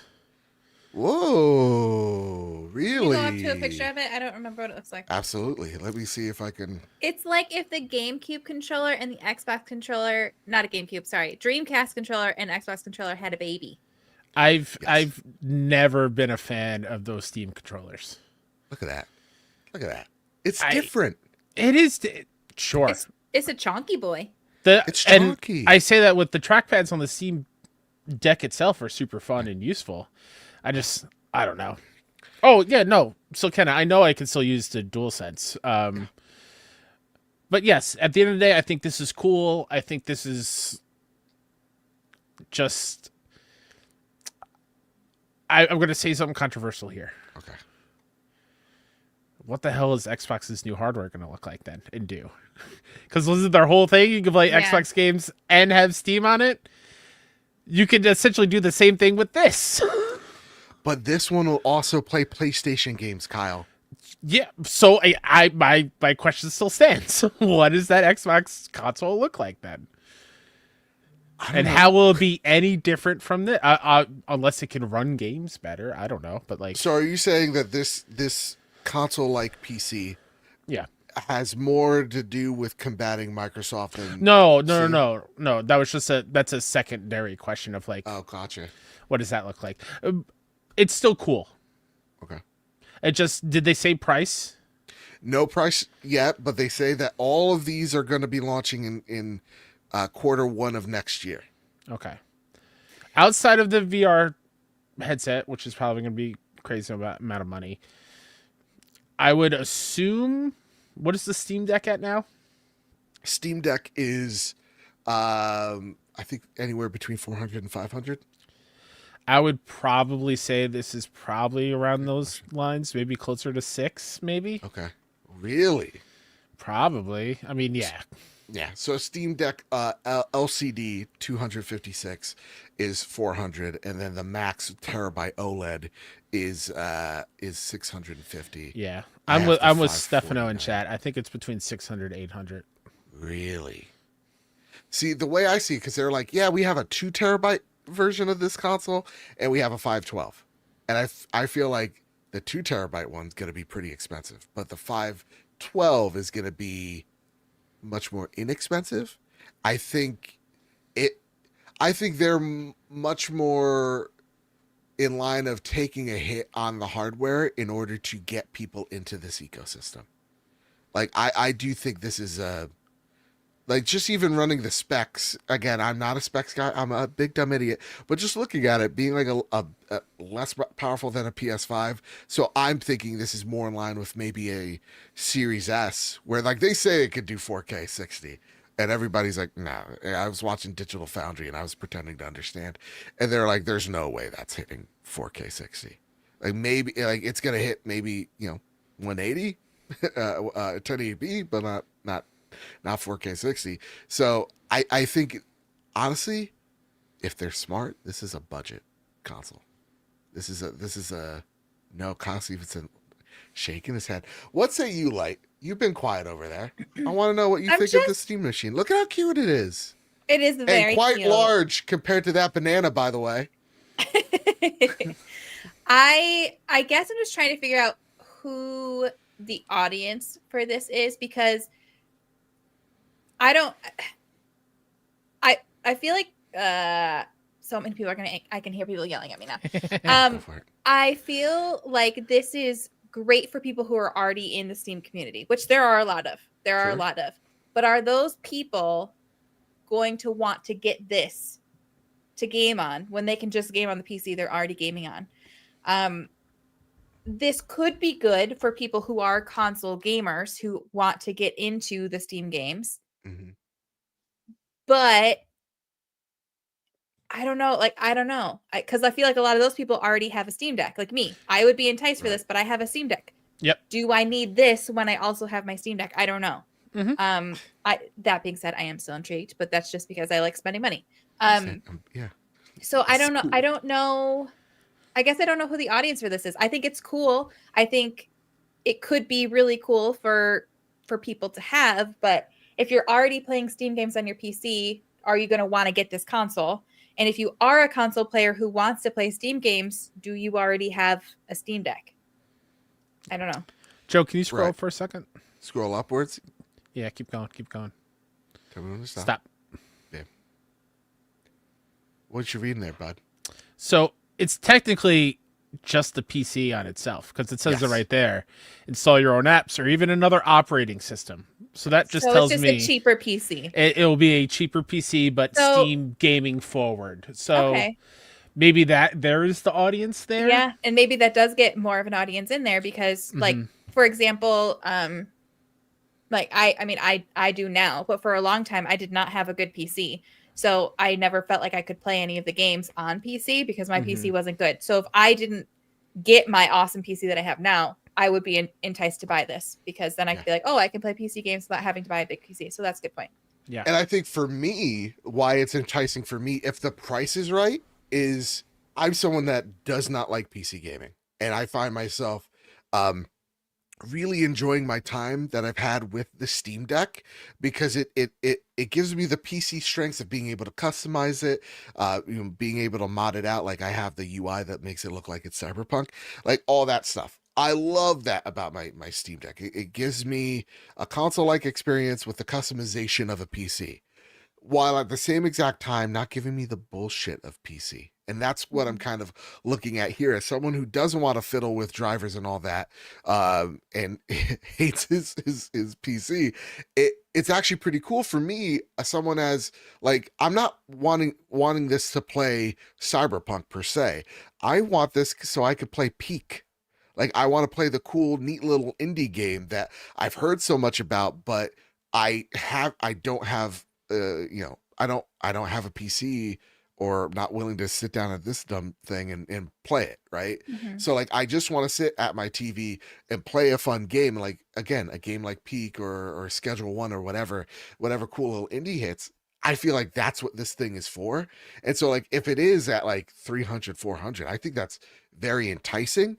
But Kyle, I think to push on what you were saying, I don't see this at this very point at the intersection of this is the next PlayStation competitor. Just to put it in like a broader sense of, we all talk about and I talk so highly about the Steam Deck. It's one of the most popular portables out there next to the Switch, and it sold about 5 million units. And it is a success, and people that play it love it, and devs tune their games for the Steam Deck because Steam Deck players are so ravenous for games. It's akin to the PlayStation Portal and how PlayStation Portal players really engage with it. But yeah, sorry, Light, were you saying something? This is not my idea. Someone in chat said it, and I don't remember who it was, but I will say, going off of what you said and off of what chat said, I could definitely be enticed. Like I sit at my desk all day to work. Yep. When I want to game on my PC, it makes me not want to game on my PC anymore because I don't want to be sitting at my desk anymore. So if I were to get this, I could play my PC games on my couch, which would definitely be very nice. Now that is I don't think a huge user case scenario, but then it also brings me to, I've always said I want to play WoW on a console. I wonder if I can have other apps and other things on this, could I be playing WoW through this on my TV with a controller? And that's the interesting thing, Light. What I was hearing the Digital Foundry boys talk about is like there's a lot of mods that you could put on WoW that will you could play it on a controller theoretically. So yeah, that is that's a use case you can use in order to say maybe I need this. But like, is that use case 60 million people out there? I don't think so. I don't think. But are there a bunch of small use cases like that just all conglomerate together to have? Right? I don't know. Like, so it's. I'm going to tell you, this is going to be big with college kids. Oh yeah. Right. especially if the price point is right. Like Yep. I think seeing the price is really gonna impact our takes on this too. Yeah, and I think Kyle, you hit it right out of the park where it's like, yeah, college kids. I think this thing lives and dies by its price, and also I think this is either going to be the next big thing or a flash in the pan. Like it's successful. Like and the it first has its version own of Steam niche. Machine. Right. I don't think it'll.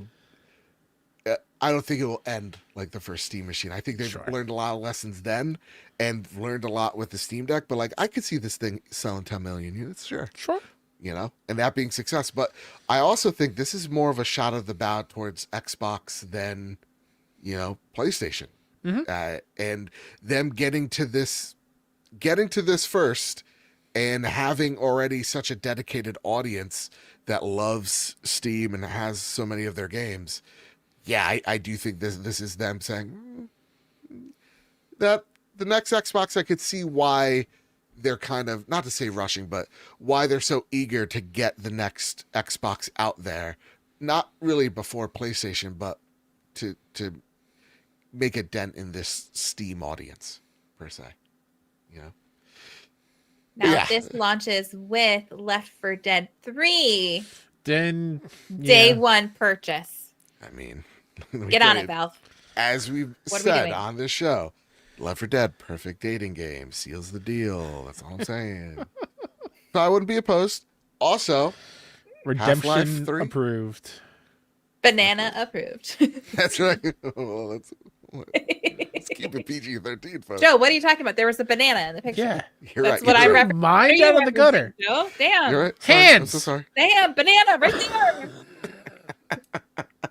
Yeah. So again, this is really neat. I'm actually like, I'm pretty excited for it, because I think actually this may speak to me if the price is right. If it's wrong, like if this thing is $500, no way. If this thing is $399, maybe, but big maybe. I think this could be a gateway to so many people, or this could be a hindrance. I don't know. We'll see. Only time will tell. But yeah, Steam Deck, that's great. Awesome. Steam. You know what else? machines, I just Steam thought of frame. another use case What's for up? that. Is the family who have kids that want to play games on the family PC, but the parents have to work on it, so they buy this so they can hook up to a TV. Bam. Yeah. Yeah. Okay, gang. So this, first off, I'm a little pissed off. This thing, this next story, guys, if it's gonna break in a few hours, why do we need to? Why do we need to leak stuff if it's literally gonna get announced in an hour? You know? Come on. Kyle, take it away. This comes from Jay Peters over The Verge, and Jay writes, Sony is making a Horizon MMO. Here's all the details. The rumored MMO set in Sony's post-apocalyptic Horizon universe is real, and we've seen a video spilling details about the game before it's been announced. The new game is called Horizon Steel Frontiers, and Sony and the Korean video game company NCSoft are working on it together. Based on a more than 10-minute video we've seen featuring a mix of cinematic and pre-alpha gameplay footage, as well as developer interviews, the game will focus strongly on fighting the Horizon series' giant mechanical beast and being able to do so with other people. Sony and a PR company representing NCSoft didn't immediately reply to a request for comment. The Verge initially spotted promotional art for Steel Frontiers on a website used to share game assets that media and influencers are approved to use. The art seems to have been posted early, perhaps ahead of an announcement at the G-Star 2025 event in Korea later tonight. The website also included a link to a Google Drive with open access that contained the video. According to the website, Steel Frontiers will be available on PC, iOS, and Android. As a member of the PR workforce for video games, this is giving me so much anxiety. Footage from the video shows groups of players taking on beasts and navigating through lush natural environments and looming metal buildings you might be familiar with if you played the Horizon games. Light, this sounds like Monster Hunter, and I'm livid. Quote, Horizon Steel Frontiers is a full-fledged MMO RPG, and NCSoft has built specifically for mobile. Jan Bart Van Beek, studio director at PlayStation's Guerrilla Games, game says in the video. With Steel Frontiers, you can step into this world anywhere, anytime. Players take on the role of machine hunters, chasing opportunity in a region called the Deathlands. This is inspired by Arizona and New Mexico. You're sharing the frontier with thousands of other players, sometimes working together to take down machines, and other times competing with rival tribes or fighting over resources. And that mix of cooperation and competition creates moments that you could never script. The core concept of Horizon Steel Frontiers can be summed up in one phrase: the thrill of taking down colossal machines. Executive producer Sung-Gu Lee says in the video, hunting massive machines was one of the greatest appeals of the original Horizon series, and now we're expanding that experience into the world of MMORPGs, end quote. Lee says there will be new mechanics for fighting the machines, like picking up drop weapons from beasts, which we can do in the base games, and carrying them on a mount to use in later fights. The video also highlights the game's character customization features. In Steel Frontiers, instead of playing as Aloy, who has been the series protagonist so far, you'll be able to make your own character. Another use case for the Steam Machine? I mean, isn't this crazy? A Horizon game that is not on the PS5 or PlayStation ecosystem. I get it. It looks like, again, mobile in mind. We have a Ratchet and Clank game that was just announced as well. We'll talk about that in Flash News. But this is also coming out on PC. I don't know, Kyle or Light, anyone want to pick up the ball on this one? What's going on here? I think in Sony's case, they're just like, maybe our user base are just not a fan of MMORPGs, and so we don't want it on our console. But like, as much as I hate the idea of Monster Hunter, it's just not my jam. Stefano, you are welcome here, and it's a safe space. It's fine. I more hate Monster Hunter because I see it 80,000 fucking times a year in every showcase. Whenever the PR campaign comes out, it's everywhere. But like, the Horizon world is so ripe for this kind of game, and it makes so much sense that it's really cool. I will say right off the bat, I'm a little bummed that it's not on console, because I love the franchise so much, I might have given it a shot. Right. But like, there's no way I'm playing this on my phone. There's no way I'm going to sit here on my PC, like I mentioned before. Like, I'm with Light and you, Joe. I don't want to sit here and play a game at my desk. I'd rather go the 2 feet to my left and sit on my couch and play on my TV, because that's just more comfortable to me. So like, yeah, I don't know. It's weird. I think it looks really cool, and I'm with Kyle. I'm disappointed that it's not going to be on console. I can play it. Like, I do have a PC, so I can play it, but it's just a weird choice. And I do think what Kyle said is probably right. Like, they've probably done their research and knew that this wouldn't sell well on a console for them. And maybe their goal is to bring mobile players into the console space. Like, if they can get mobile players here and they're like, ooh, we really like this game, I want to play more of it, let's get them to play it on PC or get them to play it on PlayStation. So maybe that's kind of a draw to get a new younger audience in.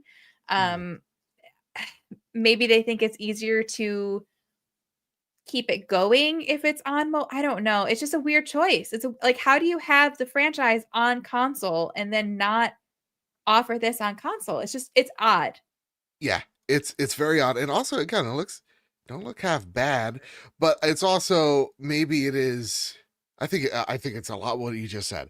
This is a play towards, like, when we talk about Shuhei Yoshida saying, like, a year ago, it's like, hey, the reason why we're putting games on PC is like, that's where the Asian audience is. So we want to be where they are and maybe convert a few people over to a PS5 in the meantime. I think that's legitimately how you do it. And I think when you take a look at this game, yeah, it's definitely Horizon, but like, you also see like some of the Asian influence, as well as like NC Soft is, I believe, a Korean based studio. So like, you saw this girl with cat ears, for example. So it's like, yeah, I don't think fans of like hardcore fans of the series that own a PS5 maybe would have gelled well with this, as this is, I think, more of a play for folks in Asian territories to get them interested in the series, and maybe just maybe buy a PS5 or buy the game on, you know, Steam or whatever have you on PC. So I think it's definitely more of a we're buying into this audience here and investing in it. I don't know. There are a couple things that I do find interesting with this one is Sure. It seems like NCSoft is doing full development on their own. Yes. So like Guerrilla obviously just licensed out probably the Dustman engine and gave them all their assets and whatever, and like are what's the word I'm looking for? Consulting on this game, obviously, because it's their baby. So like that makes me excited that Guerrilla is going to make a single player New Horizon game sometime in the future or whatever comes next for them, and not doing what I think we don't want them to do and do offshoots of these IPs. Oh, they're doing offshoots, brother. How dare you? What do you mean? Honestly, though, I would be okay with offshoots. Like I want the final game for Aloy's trilogy. But there is so much to this world. I would love if I could make my own character and choose a tribe to be a part of, or like get to build lore. So that part of this game is really exciting to me. Yeah. I just, As long as the next protagonist is sexy and they take out all the woke, has a full face of makeup, fake boobs, blush, perfect ass. Yeah. A real good pair of honkers on her is what I need. That said, though, it's the other thing, just really quickly, was like this also brings that lawsuit of that other game to light a little bit more too. Mm-hmm. It's like you definitely went to them with this, and you had them both make something, and you chose the other team, and they were like, "Well, we got this thing." Yeah, they exactly. they definitely stole a shit ton. And even just like looking at the influences here, that was it, Light of Mordia or whatever. That's again, truthfully, and I, you know how often I root for corporations. I really hope Sony takes all of it from what's it, Tencent. God, what a awful company. I just think it's weird. It's not on PlayStation. Very strange, but also how great is this game going to do? I don't know. It could do well. There's a huge mobile gaming audience. Like we are not that audience, but there is a huge mobile gaming audience. So I get why they want to get in there. Yeah. And this is their franchise that PlayStation has really been pushing. So it makes sense that this would be the franchise that they're using. Yeah. It's just it's jarring when it's only been on PlayStation and PC, and now all of a sudden it's like, oh, no, now it's only on mobile. Exactly. It's wild. And then also the second game announced today, or technically the first, is we have a Ratchet and Clank multiplayer game. Kyle Stevenson, you are already shaking your head. It's Ratchet and Clank Ranger Rumble on mobile.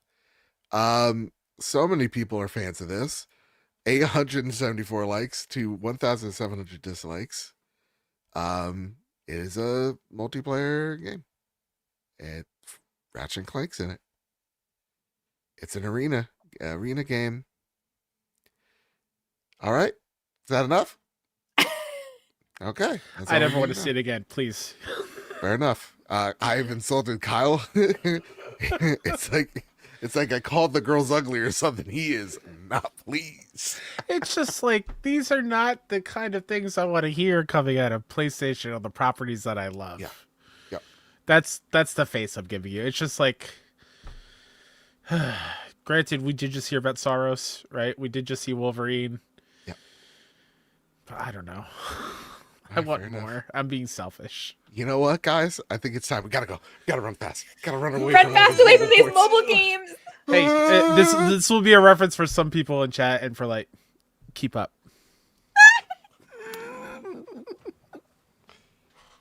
PlayStation Plus extra titles for November: GTA 5, Pacific Drive, Still Wakes the Deep, Insurgency: Sandstorm. Thank goodness you're here. The Talos Principle 2, Monster Jam, Showdown, MotoGP 25, and for PS Plus Premium, Tomb Raider Anniversary. That's actually pretty cool. That said, Kyle Stevenson, the only thing that's on Flash News are two things, actually. One, just a PSA for anybody getting Call of Duty this Friday. Call of Duty continues to handle the PS5 trophies in the worst way possible. This comes from Push Square. If you use the PS5 version of this game, all right, if you download the PS5 version, you will not get a platinum if you 100% it. It's a DLC list.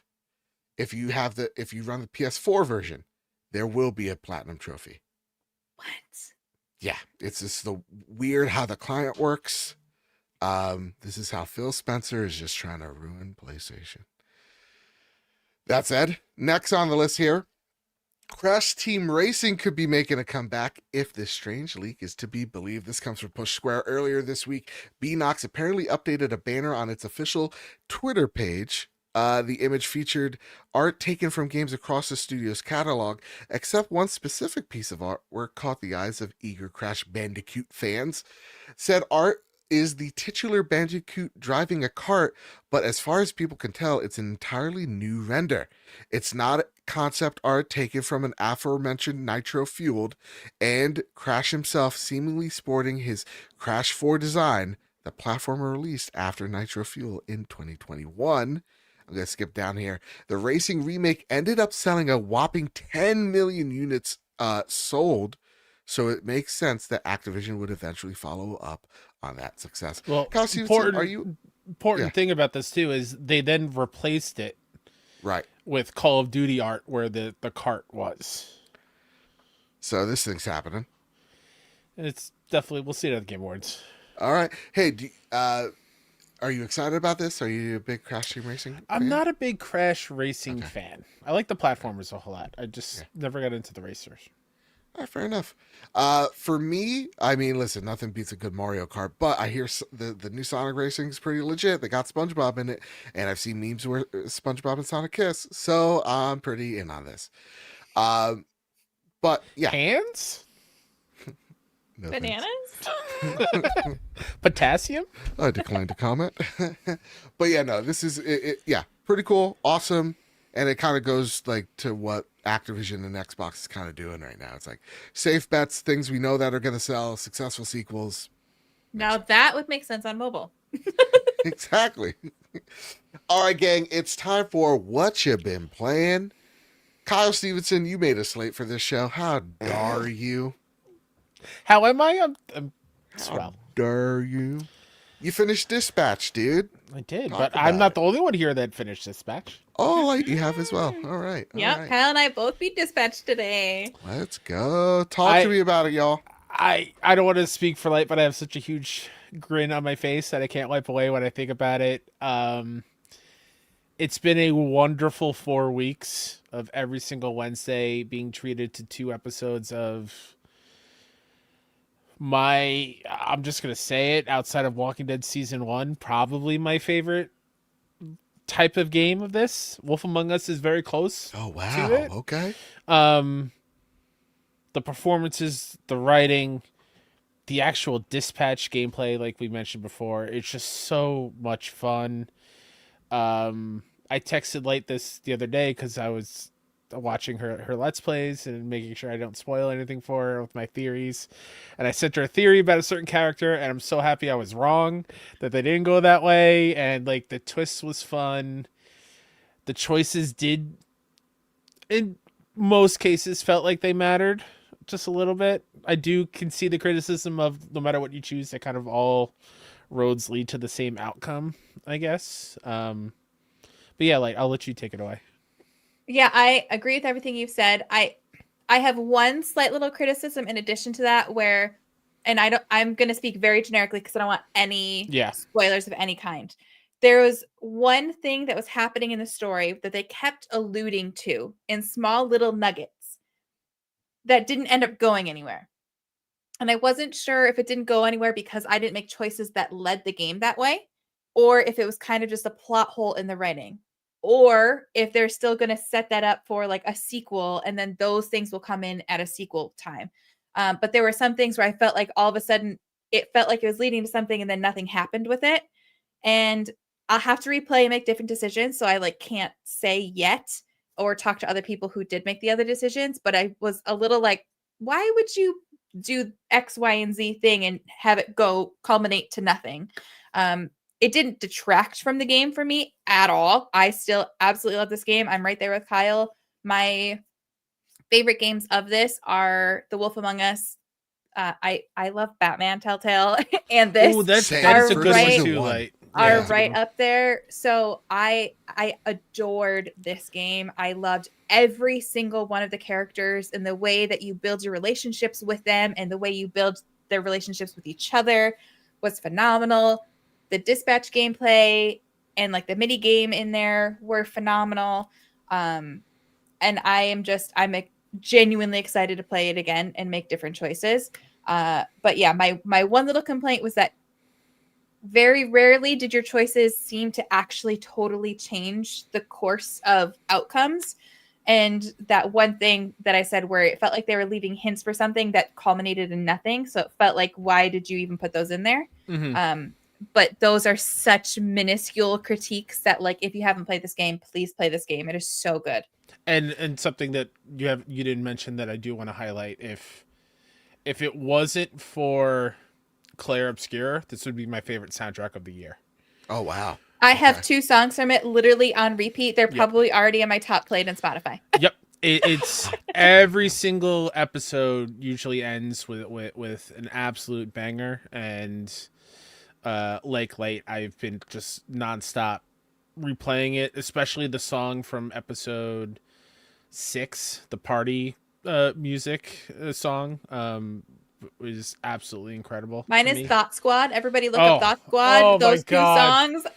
I'm gonna show you how to make a pound cake, Joe. Oh my God, it's so good. We'll watch it in the It's a hoe post to face a show. hoe. Your mom's Okay. a hoe and you a bitch. That's right. Okay. Light, have you seen the music video?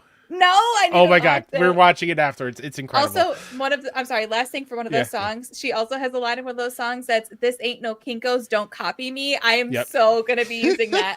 She's so good, and she's so good as Prism. Like the Mhm. voice cast is so good, and Good. I'm even more excited after playing Dispatch of the reason why Critical Role is involved is because they were so into this story, and it looks like they will be making a Critical Role video game ad hoc. Oh wow. So like, let me That's be so in this exciting. world of Exandria with some of my favorite characters in all of fiction, and Yeah. on a new tale, even if it's like an alternate universe of one of the campaigns. I'm just, oh my God, I'm so excited.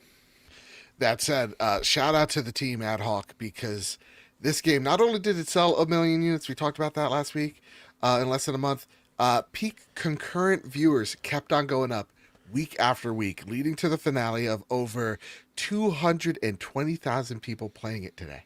Mm-hmm. That's nuts, guys. This is an adventure game. This is not a shooty bang bang, Arc Raiders Game of the Year game. This is impressive, man. And Also, just to I go would look at it right now, it's what, 1, 2, 3, 4, the 5th most played game at this very point in time. Yeah. That's I awesome. just want to put a disclaimer out there. I was gifted the code to this from Ad Hoc, so I just want to throw that out there as well. Like I Nice, said it yeah. in my Let's Play videos, but I feel like I should say it here too, just Yeah, because so we're on the same page.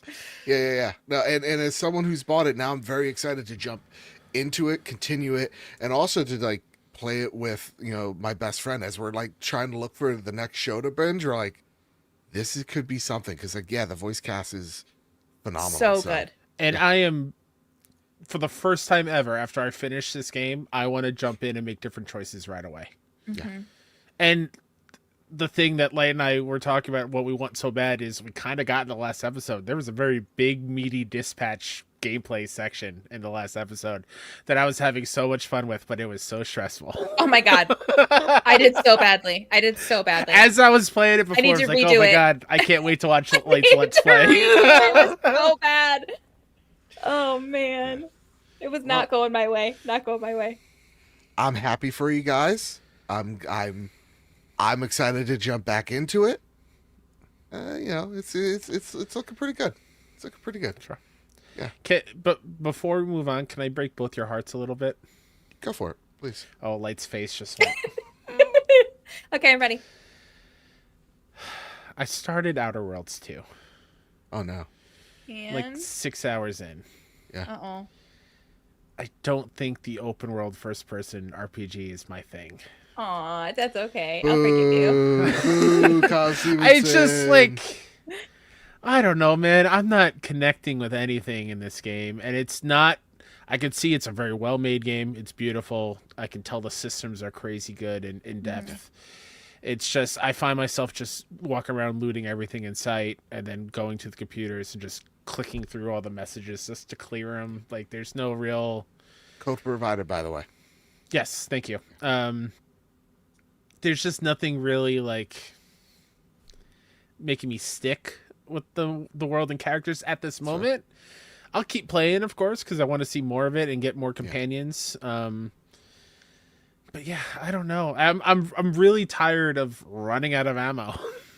Like I am constantly running out of ammo, and I don't know what to do because I'm looting everything and I'm breaking down everything to craft more ammo. It's just it's wild. Sounds And like I'm an upgraded problem. Don't get me started. Yeah, let's get started. Let's get started on this, Kyle Stevenson. Because I'm excited about this game. And last week, y'all were on your phones. Boop, boop, boop, boop, boop, boop, boop. I'm preaching the high heavens about it. And now you're like, oh. No. Last week I was on my phone when you were talking about Arc Raiders for 30 minutes. That's okay? what he said. That's what he's mentioning. Oh. He's leaning into it. Here I am. I'm asking questions. Oh, look at how great this game's doing. And here's Kyle Stevenson just so in a rush to poo-poo me. Go for it, Kyle Stevenson. Oh, you want to start with me? Yeah, go for it. Wait, what are we even talking about anymore? Yeah, do you want me to start why your post on Blue Sky made me not upset? I'm not really upset. Shroud's so, like, right. are you... We gotta set the stage. You can't I don't go on Blue Sky. I have not been on social media in I don't even know how many weeks. That's so good. good. That's so good for you. I'm gonna pull it up. I'm gonna read it verbatim. Please share it on the screen. I have nothing to hide. Joe, you need to invite me to one of your Arc Raiders play times. Okay. One of the play dates. Let me play with you. Yes. And your friends invite me over. My mom said I could go. Yeah. Just so I can see what all the hype is about. So you're gonna have actually way more fun than you think. Continue, guys. And that is not my issue. Okay, so Joe reposted on Blue Sky an IGN article that has Shroud has called on his fans to vote for Arc Raiders as Game of the Year 2025 over Claire Obscure, calling multiplayer gamers the minority. We are. Thank you, Light. Thank you, Light. And then Joe writes, hot take, I was shrouded. The fact that Arc Raiders is really vibing with me more than Expedition 33. Instead of pitting them against each other, we should be celebrating small and medium-sized studios, pushing their genres and industry itself forward. You just explained Claire Obscure Expedition 33 in that post, Joe. It's a small, medium team. Yeah. They push the industry and the genre of RPGs forward. Yeah. And but I like just because Claire didn't vibe, like just because you didn't necessarily like click with Claire. Yeah.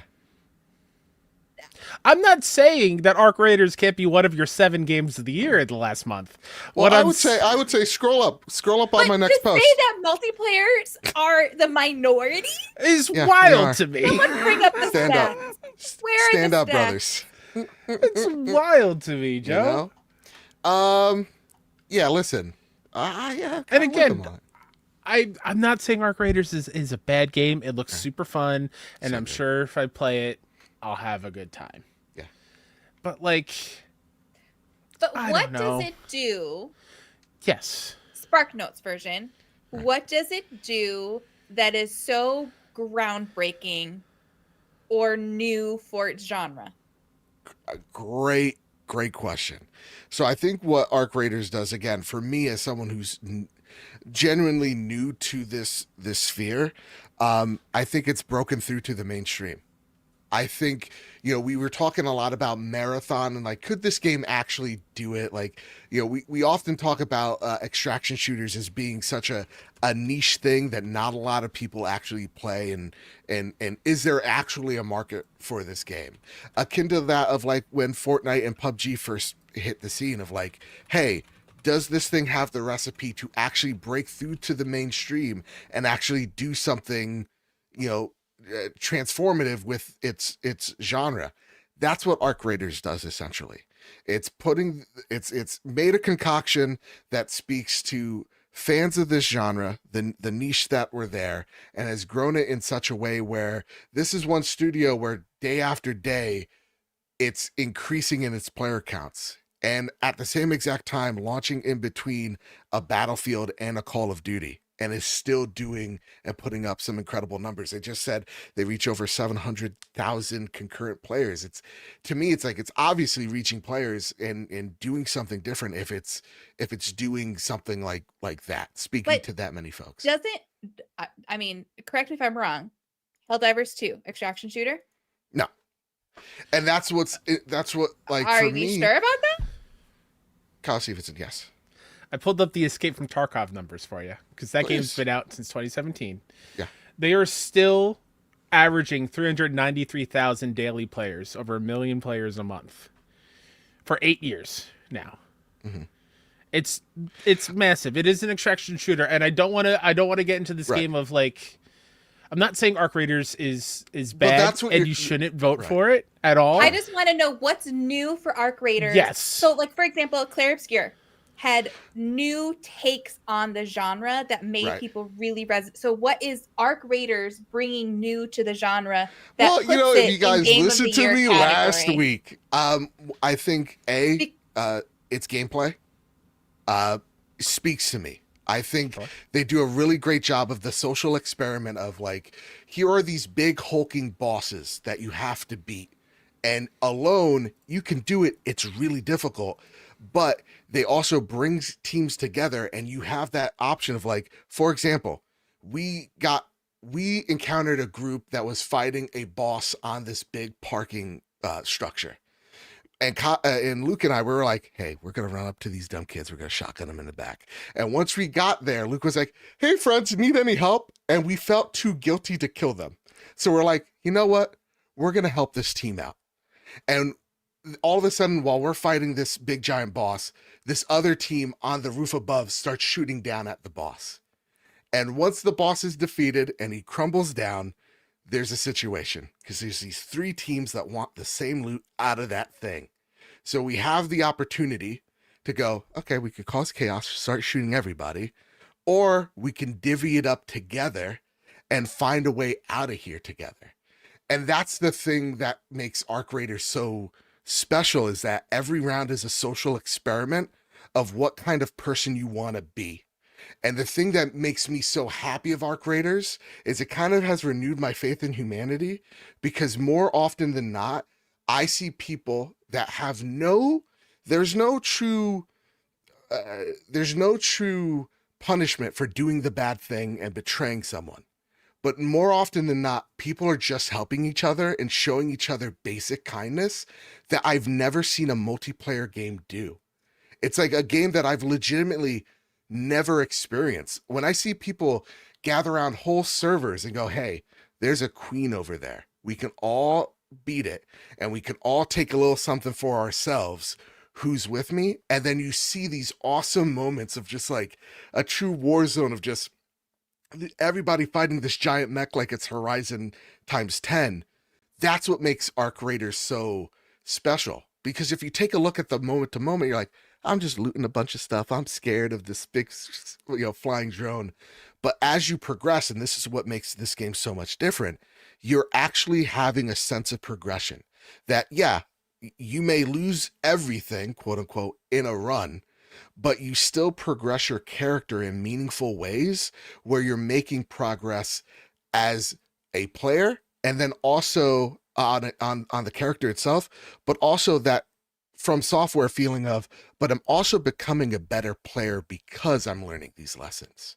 So that's what makes Arc Raiders so special, and what is breaking the mold for so many is that it is putting people in this sphere of like anything could happen, and honestly, you're not rewarded for trusting your fellow man, but people are doing it anyway. And that's what makes Arc Raiders special. And what I'm trying to say in that post, but 300 characters doesn't do it justice, is that both of these genres, right? So Arc Raiders doing something different, pushing its genre forward, right? That's awesome. And a genre that not too many people, including myself, know all too well, and pushing it into making something truly special. Great. And then for those who come after, they'll also succeed off the blueprint that Arc Raiders has given. And to take that note, going into Expedition 33, this is a team also small. Like Arc Raiders team is around 100. Expedition 33 contracted a lot of people out, but base team 33, right, or 30-ish, that took games that it loved, that people said weren't popular anymore, and then sold 5 million units. So that's my thing, is like, yeah, no, oftentimes when we're taking a look at Game of the Year, yes, multiplayer games are often overlooked because they're multiplayer games. They're Avengers, right? Everybody sees Avengers. That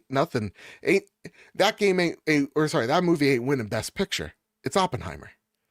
And so for me, I take a look at games like Fortnite that is constantly shown, for better or for worse, how to run live service games and what it takes.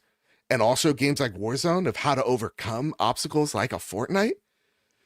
And those games, they get relegated to you get your category during all the commercials and stuff.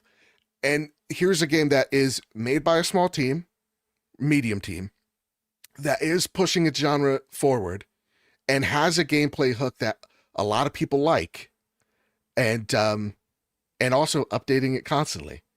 And yeah, I feel like, no, it for me, like, it gets to be in that conversation.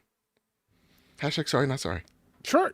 Listen, I don't want you to feel attacked or anything. I feel attacked. It's just, I also don't feel like we could ignore the elephant of the room with how they have used generative AI in their games. And this bullshit quote that the publisher said, was it today or yesterday? Of like, sure, we assume pretty much all devs use it, whatever. Like, right. No, that's bullshit. Like, this is just me speaking. When I hear a game is using generative AI, that generally it is, Joe. No.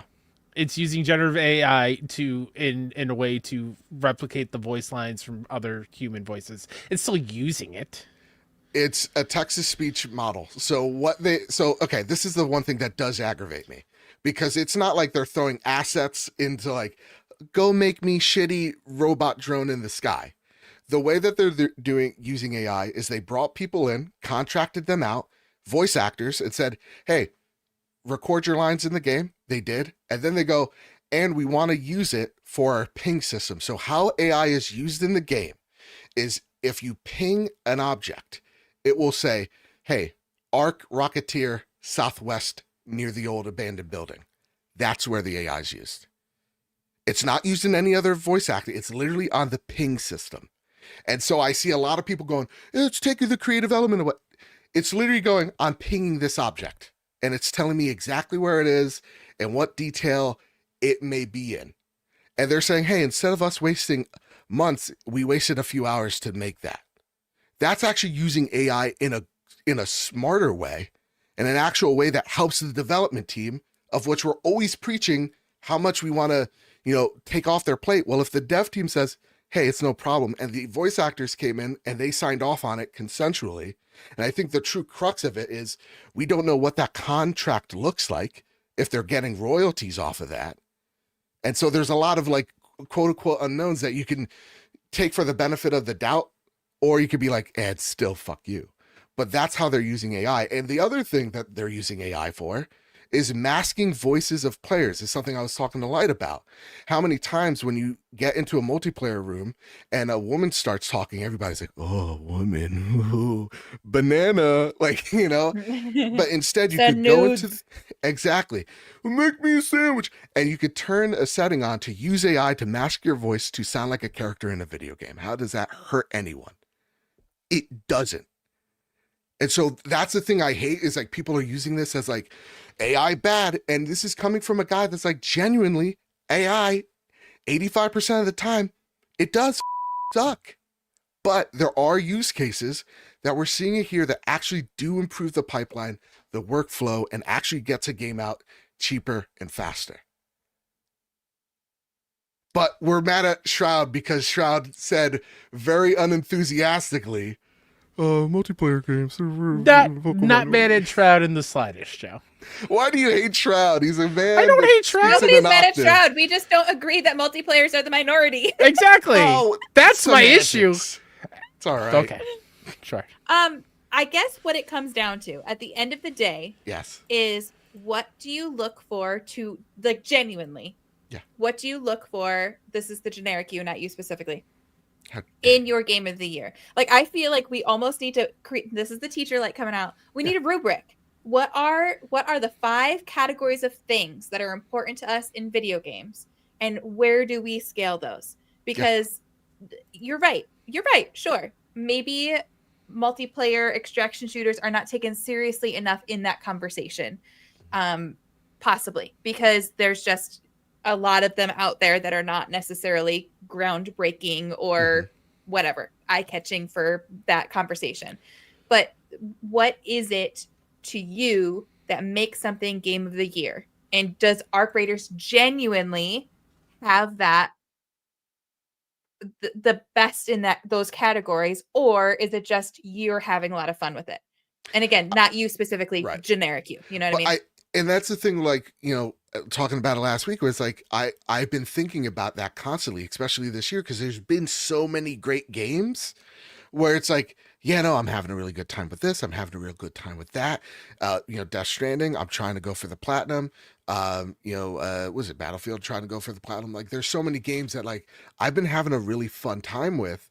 And I often think that sometimes we do get lost in the sauce of like, how does this push the genre forward? It's like, okay, in my eyes, I think everybody's rubric's going to be a little bit different, because what's vibing with you in that moment, I think is more impactful, because what's for the individual, because what's going to push the industry forward, we truly won't know, because we're living in the present, right? Like we'll know how impactful Expedition 33 is in 5 years.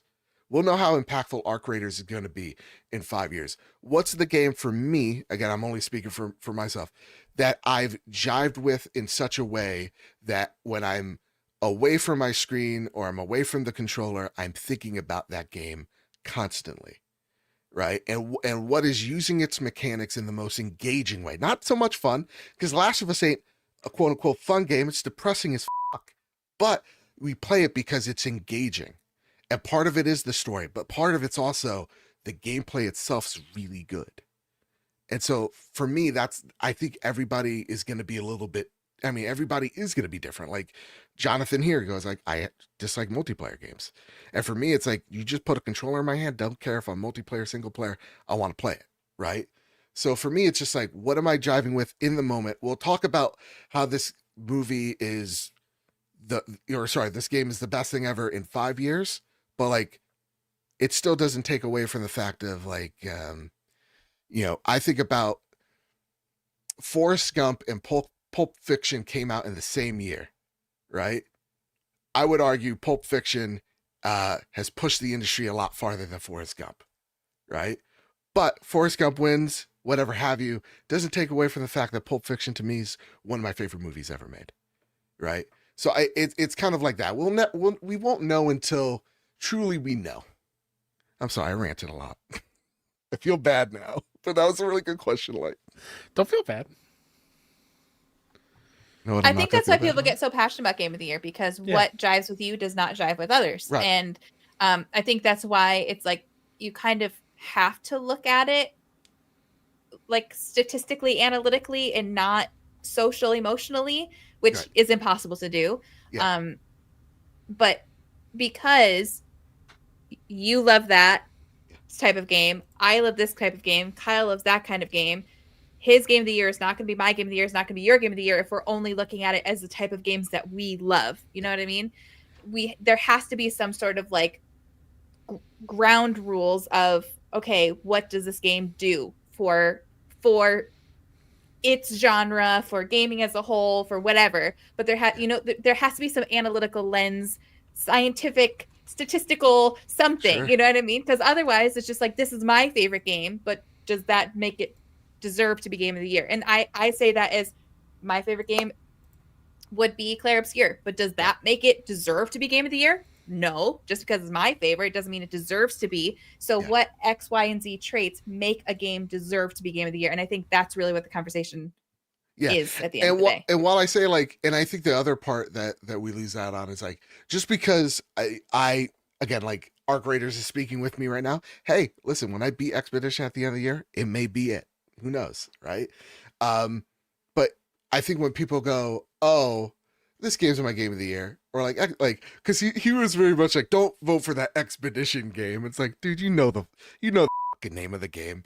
So it's like, it's like, it's not saying, like, don't take it as, oh, this game is, shit. You Expedition fans don't go, merit. He doesn't understand.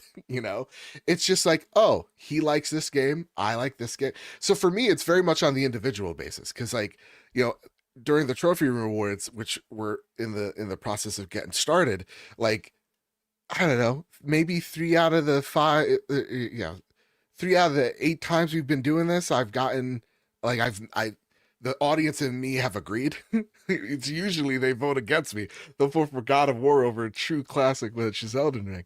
So to me, it just, it doesn't matter much, because it's just, whoever wins, we all win. That's my mentality.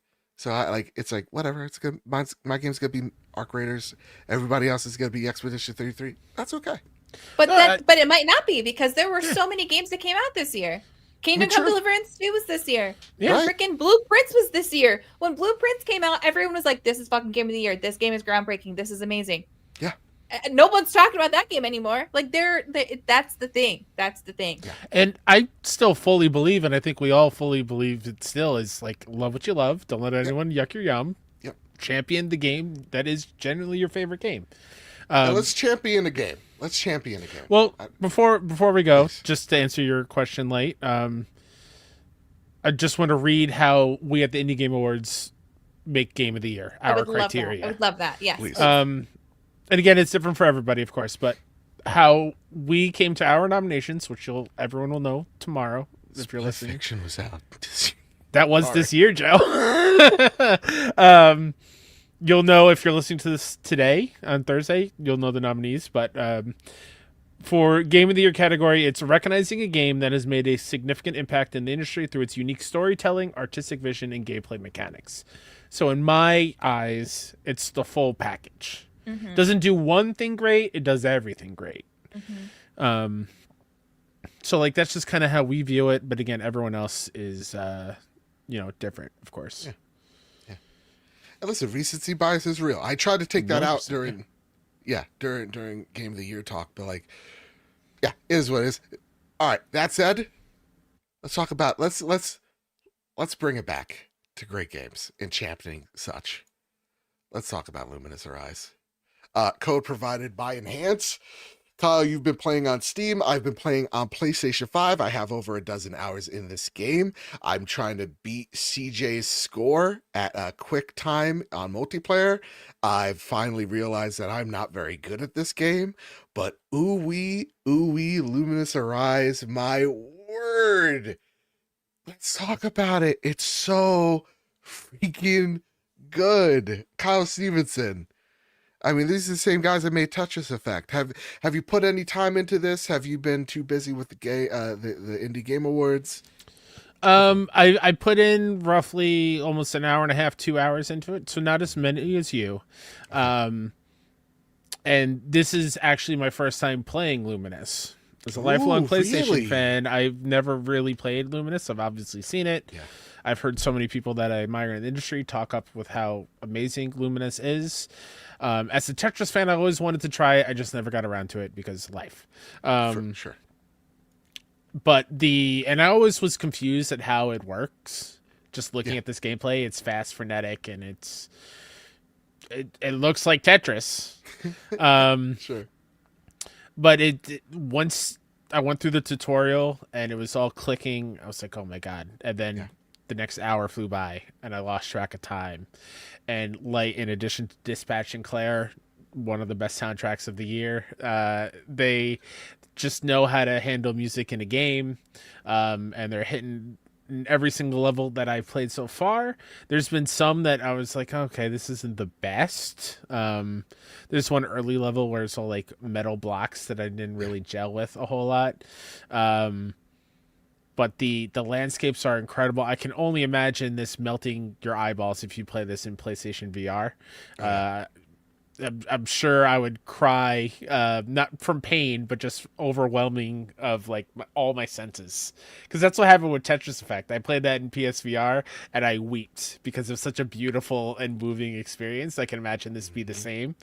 Gameplay loop is awesome. The rotating the blocks to make a block of 4, which is what you're doing, to then clear it, and then building up the break, I think it is. Which is like multiplayer or multiplier and getting a ton of points and clearing. It's very, very good. Very, very good. For me, I'm a huge fan of Tetris Effect and just Enhance in general, man. They make some really great games. And so seeing them kind of go back to this more effect-based like puzzle solving that made Tetris Effect just absolutely blow up. It's awesome to see them return to it. And also, you're right, Kyle, come with a soundtrack that is just ready to just pulsate your head, man. It's every single song is such a banger. And yeah, Luminous is a puzzle game in the likes of like, let's just say a Tetris in terms of like, there's different blocks that you're trying to match the colors to in groups of 4. You can hit combos where you get bigger groups of like 2, so like 6, 8, 12, whatever have you. The bigger the combo, of course, bigger the points. And the more combos you hit, you build a multiplier, which will take a colored combo that you've been working on, and the more of the same color you hit, the bigger and bigger the brick becomes, and it just gives you a awesome multiplier at the very end. And then all the different color shapes will drop and also create smaller combos as well. It's a whole lot of fun. And once I learned that mechanic, that's where the game truly opened up for me. I shit you not, I have played through the single player already 3 times, and I'm already so going, how do I get back to this? I want to, the last song in particular, just like Tetris Effect, the last song in particular, just, it's like I'm playing a puzzle game and I'm like, I want to be a better person. That's what Luminous Arise is. And, you know, for, I believe the $30 entry fee, Kyle, if you can correct me on that, because I'm pretty sure I'm wrong. You get a pretty good suite. I think this game is a lot bigger than Tetris Effect in terms of how many stages that there are. I think there's $39.99, so $40. I think there's like 12 stages. Each of them have like 4 different like mini stages attached to it. And then also at the same exact time, you have this huge multiplayer suite where you're just trying to get bigger and better combos to trick your little Lumi avatar out, which you can make him a little Astrobot if you wanted. I spent the $5 to do that. Man, this game's great. I can't recommend it enough. This is a game that I was super hyped for. This is my favorite game at SGF, and playing it here, man, again, Enhance. Y'all don't miss. And I want this soundtrack on Spotify ASAP. I don't know if it is. If it is, please at me. If not, work on it pronto, because this is such a pleasant puzzler and a great way, honestly, you know, the world's dark and full of terrors. This is a really great escape from all that. I highly recommend turn your phone off, turn everything off, throw it to the side if you have to, and just experience this game for what it is, and you're going to really enjoy yourself. So yeah, they once again knocked it out of the park with just a very clever puzzler with its own unique takes. And while it feels familiar, because again, we love Tetris Effect, it also is just doing different things to the genre to make itself stand out in more than just music and visuals. The only critique I have is that there are some as you can see on screen, there are times where the effects kind of get too noisy visually, and you lose track as to where I'm at or where these things need to go, and you'll mess up, and that'll kind of screw up your rhythm. That's the only thing I found that I disliked about the game, but nonetheless, excellent. The assault on my visual senses. Did he just leave? I think he did. What happened? I was gonna say I could never play this game because it's too overstimulating for me visually. Like even just watching that loop, I feel like I'm getting a migraine. And that like it looks beautiful, but I can't. It's too much for me, unfortunately. And I remember sitting next to Joe on the couch watching it. It literally put me into a trance because I was like, I cannot tell what's happening right now because there's just too much happening. Yeah, and it was just literally making me like go into a trance. And so I don't think I could ever play this game. It looks beautiful, and I'm so glad people are enjoying it. But yeah. For some reason, Google Chrome was like, I'm just gonna crash. So happy I'm back. I'm with Alex. I thought you were like, that was your mic drop moment. And all right, I'm out of here. It is very visually overwhelming. There were times when I rotated the blocks wrong just because I lost track where it was, and it was going so fast. And it's a lot for sure, but it's once you get into that rhythm, it's, as they put on the Steam page, plug in and vibe out. You're just vibing out while you're playing. It's exactly. Great. I can't recommend it enough. I love it. All right, gang. All right. Whew. We had a fierce debate. Obviously, I crushed it. We talked about Luminous Arise. This guy always worried about winning, you know? Jeez. I was going to say, I didn't realize we were having a debate. I was just trying to bring open conversation to the table. If you ain't winning or losing, you know what I mean? Now, because Google Chrome crashed, I'm trying to refine the notes. Kyle Stevenson, are we holding on to something? What are we holding on to today? What do you think? I'm just back with my little squishy gummy bear. Power bank. Yeah, one of us. Oh man. Now you can play Donkey Kong Bonanza. Donkey Kong Bonanza. That's right. Light just turned from Queens there for a second. Hey, forget about it. Not as crazy as a week as it has been in PlayStation Land next week. It comes to releases, but still some really standout games. On November 17th, The Berlin Apartment comes to PS5. That one is on my radar for sure. Morsels from Annapurna comes out on November 18th. That is also on PS5. SpongeBob SquarePants Titans of the Tide coming out November 18th on PS5. Excuse me. Demon School is finally out on November 19th on PS5, PS4. They moved back because of Silksong, and then they moved back, I believe, again because of Hades. So it's finally out. I played this at, I think, 2 PAXs ago. It's a really, really wonderful time. Very excited for that one. Can't believe that this is already here. I feel like this was announced earlier this year, but another Xbox game finally hits PlayStation 5 next week. Joe froze. Oh, I just think he's so intense. I know, you can see me dying inside. Can you guys hear me? Yeah, we can hear you fine. We can hear you. On November 20th, Stalker 2, Heart of Chernobyl comes out on PS5. Also on November 21st on PS5, One Piece Pirate Warriors 4. And then finally, November 21st, Terrifier, the arcade game, comes out on PS5. Full disclosure, Vicarious PR is handling the PR in that game. I am not personally working on it, but just letting y'all know. Well, I'm going to keep the frame where you can see the light slowly drift away from my eyes.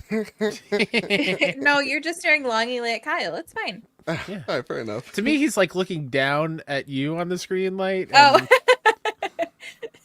For me, I'm just drifting lazily to the left. I'm staring at nothing. Dreaming of Arc Raiders. Yeah. Honestly, yes. All right. Those are a whole bunch of games. I'm excited to play them. On to the next segment. Sadly, the last segment, but our favorite segment of the show. It's time for the Sony Pony Express. Yeehaw! M9 Prime writes in, hey Trophy Room Trio. So I have never gotten into Fortnite before, but the Simpsons stuff got me to try it out using streaming on my portal, and I actually bought the Battle Pass to get the fun Nice. Simpsons stuff. Wow. So Oh God. Oh no, now Kyle froze. Wait, did I leave me? Am I alone? No, can you hear me, Light? Yeah, I can hear you. Okay, Okay, excellent. I'm gonna pick up where you left off. Go for it. So my question for you is: has there been a game or DLC that got you to play a game you didn't think you were into? Also, Joe, do you have any tips to level up quicker to unlock Battle Pass stuff? I'm mainly playing no build, and he's back. I've been here the whole time. No, I've been moving and talking the whole time. You're gone, Kyle. Your voice I don't know about that. Your voice trickled out into the infinity, and then you were just frozen. Yeah. On my end, I was moving and talking the whole time. Can't wait to edit this episode. It's gonna be fun. Watch, I leave it in and we're just talking over each other for 20 minutes. Okay. Let's see. So, question for you. Yeah, has there been like a DLC that got you into a game? That's a good question. Kyle Stevenson, what say you?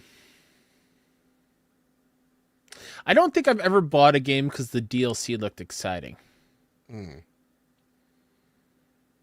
I'm really trying to think about that. Like, I've been hyped for a DLC to get me back into a game. Like Lies of P?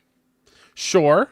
Yeah. But like I was always super excited for it, but it's not like I saw that DLC. I was like, oh, let me go pick up the base game.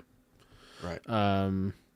Like I think of like Rock Band, for example. I would go a long time in between playing, and then a song would come out and be like, I want to play that, and then I get hooked all over again. So I don't think I have any examples. I don't know about you, Light. No, I don't think I do either. Honestly, I'm trying to think. Yeah, no, I don't think any DLC for me either. Though I am wanting to go back into Control. But as for like tips to level up quicker, focus on quests, focus on daily quests as well. They do a really neat thing where like if you're not playing for a few days, they give you rested XP for the most part. It's like akin to World of Warcraft, levels you up a little faster. And genuinely just win. Or try to get get good, but like try to get past like 20 remain, even if you're just hiding in bushes, you know what I mean? And that'll the the longer you last, the more XP you get. But also search everything, you get XP Sure. for everything. Yeah. All right, Kyle, next question, sir. Our final and our last Sony Pony Express question, Yeah. comes to us from Body B. Hey everyone, I'm having surgery at the end of the month. Hope it goes well. It will. So I put together a list of games, movies, and books that I've been putting off to play, read, and watch because I haven't had the time. I was wondering what would be on your list if you suddenly have 6 to 8 weeks of free time. Cheat question. I have a cheat answer. What's your cheat answer? All these goddamn games that came out this year. Yeah. Yeah. My goodness gracious. Beat Silk Song. that's the next. I think my easy answer is I would actually sit down and give Witcher 3 another shot. There's so many books. I have a pile of books over here that I bought and not read that I really want to, including Mistborn. I have the Becky Lynch autobiography. I've got the Hunger Games book. I still have to read the Ready Player One sequel. I haven't read that one yet. Like there's too many books. Yeah, I am with you with the books. I have been on a reading kick, as we know. I've talked about it a lot. Last month I read I want to say at least 10 books. 6. Oh wait, over that. 6. I read a lot of books. This month I've already read 3, 4, 5. I've already read 6 books this month. Nice. I've been averaging a book every 2 days. Obviously nothing like super crazy in terms of like length or complexity, but Sure. It's been wonderful. So find a genre of book that you really like and lose yourself to some books. Also, we have lots of video games to play. If it were me, I would finally continue playing Ghost of Yote because I haven't picked that up in a long time. I'd get back more fully into WoW because I recently picked that up again and there's expansion coming out in a couple months. getting back into something like Stardew or Animal Crossing. I just started a new Animal Crossing island. Shout out to TZ for Yes. my for gifting me the Switch too. So getting into a game like that where you can lose a lot of hours into. Also coloring. Get coloring books. So many hours into coloring. You can have a show on or a movie on while you color. That's nice. So good. That's nice. Yeah. But also, I would say the last one is like, make sure there are things that are going to put you in a good mood. Because I know I get bummed if, like, let's just say, I don't know if you got like a bum knee like me, right? Depending on the surgery you're going through, you may be out, like, you know, in bed for most of it. Make something that's going to cheer you up, give you good vibes, you know? I would recommend Andor, but Andor's a little rough. I've been wanting to, because I know the new season's coming up in a few weeks. I want to rewatch Stranger Things real bad. Yes. I just haven't had the time. And then also I am like, I only watched the premiere of Campaign 4 of Critical Role. So I'm a few episodes behind there, and they're like 3 hours each Sure. episode. So yeah, there's a lot to catch up on. Last time I had surgery, I tried to play Fallout, whatever the last Fallout was that came out in Montana, that one. I tried playing that one, and it was a mixture of like I just wasn't vibing with it, but I was also in a lot of pain because I refused. I'm stubborn. I didn't want to take my pain meds, and I was just like so freaking miserable, and I was like hating my life. So don't do that. If you try a game and you're not absolutely loving it, move on to something else because you need the distraction.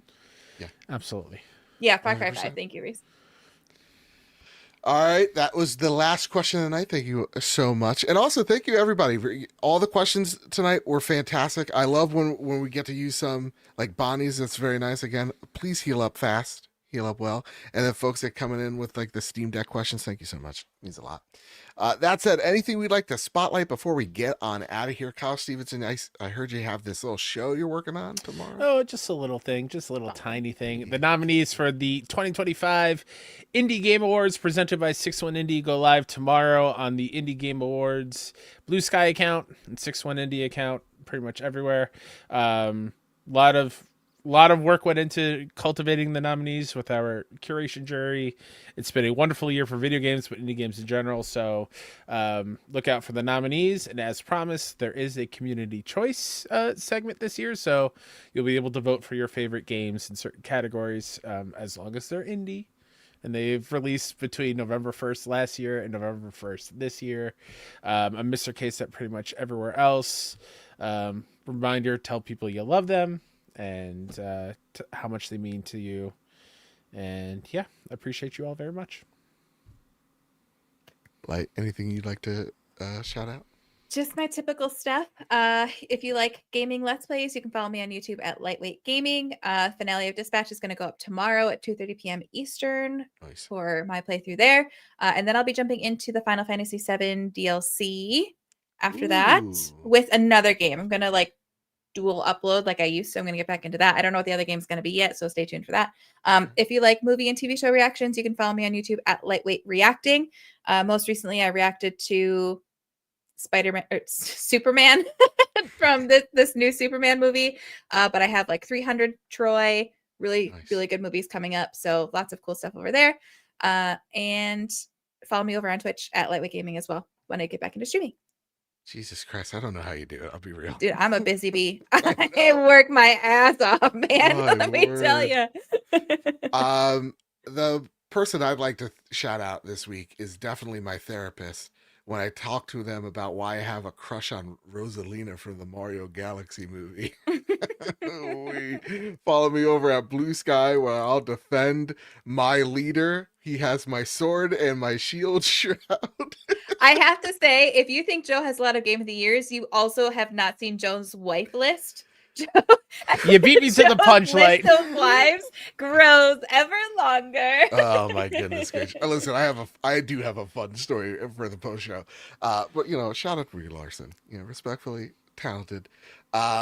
Yeah, but follow me over at Blue Sky, over on Twitter, all those places. Make sure you follow this podcast over on Spotify and Apple Podcasts. Please consider rating us a 5-star review or follow us on YouTube. Like, share, subscribe, hit that hype button, all that good stuff. With all that said, with all that out of the way, everybody keep you what's about you, keep hunting, keep playing PlayStation. Bye, love you. Release the list. Oh, should I actually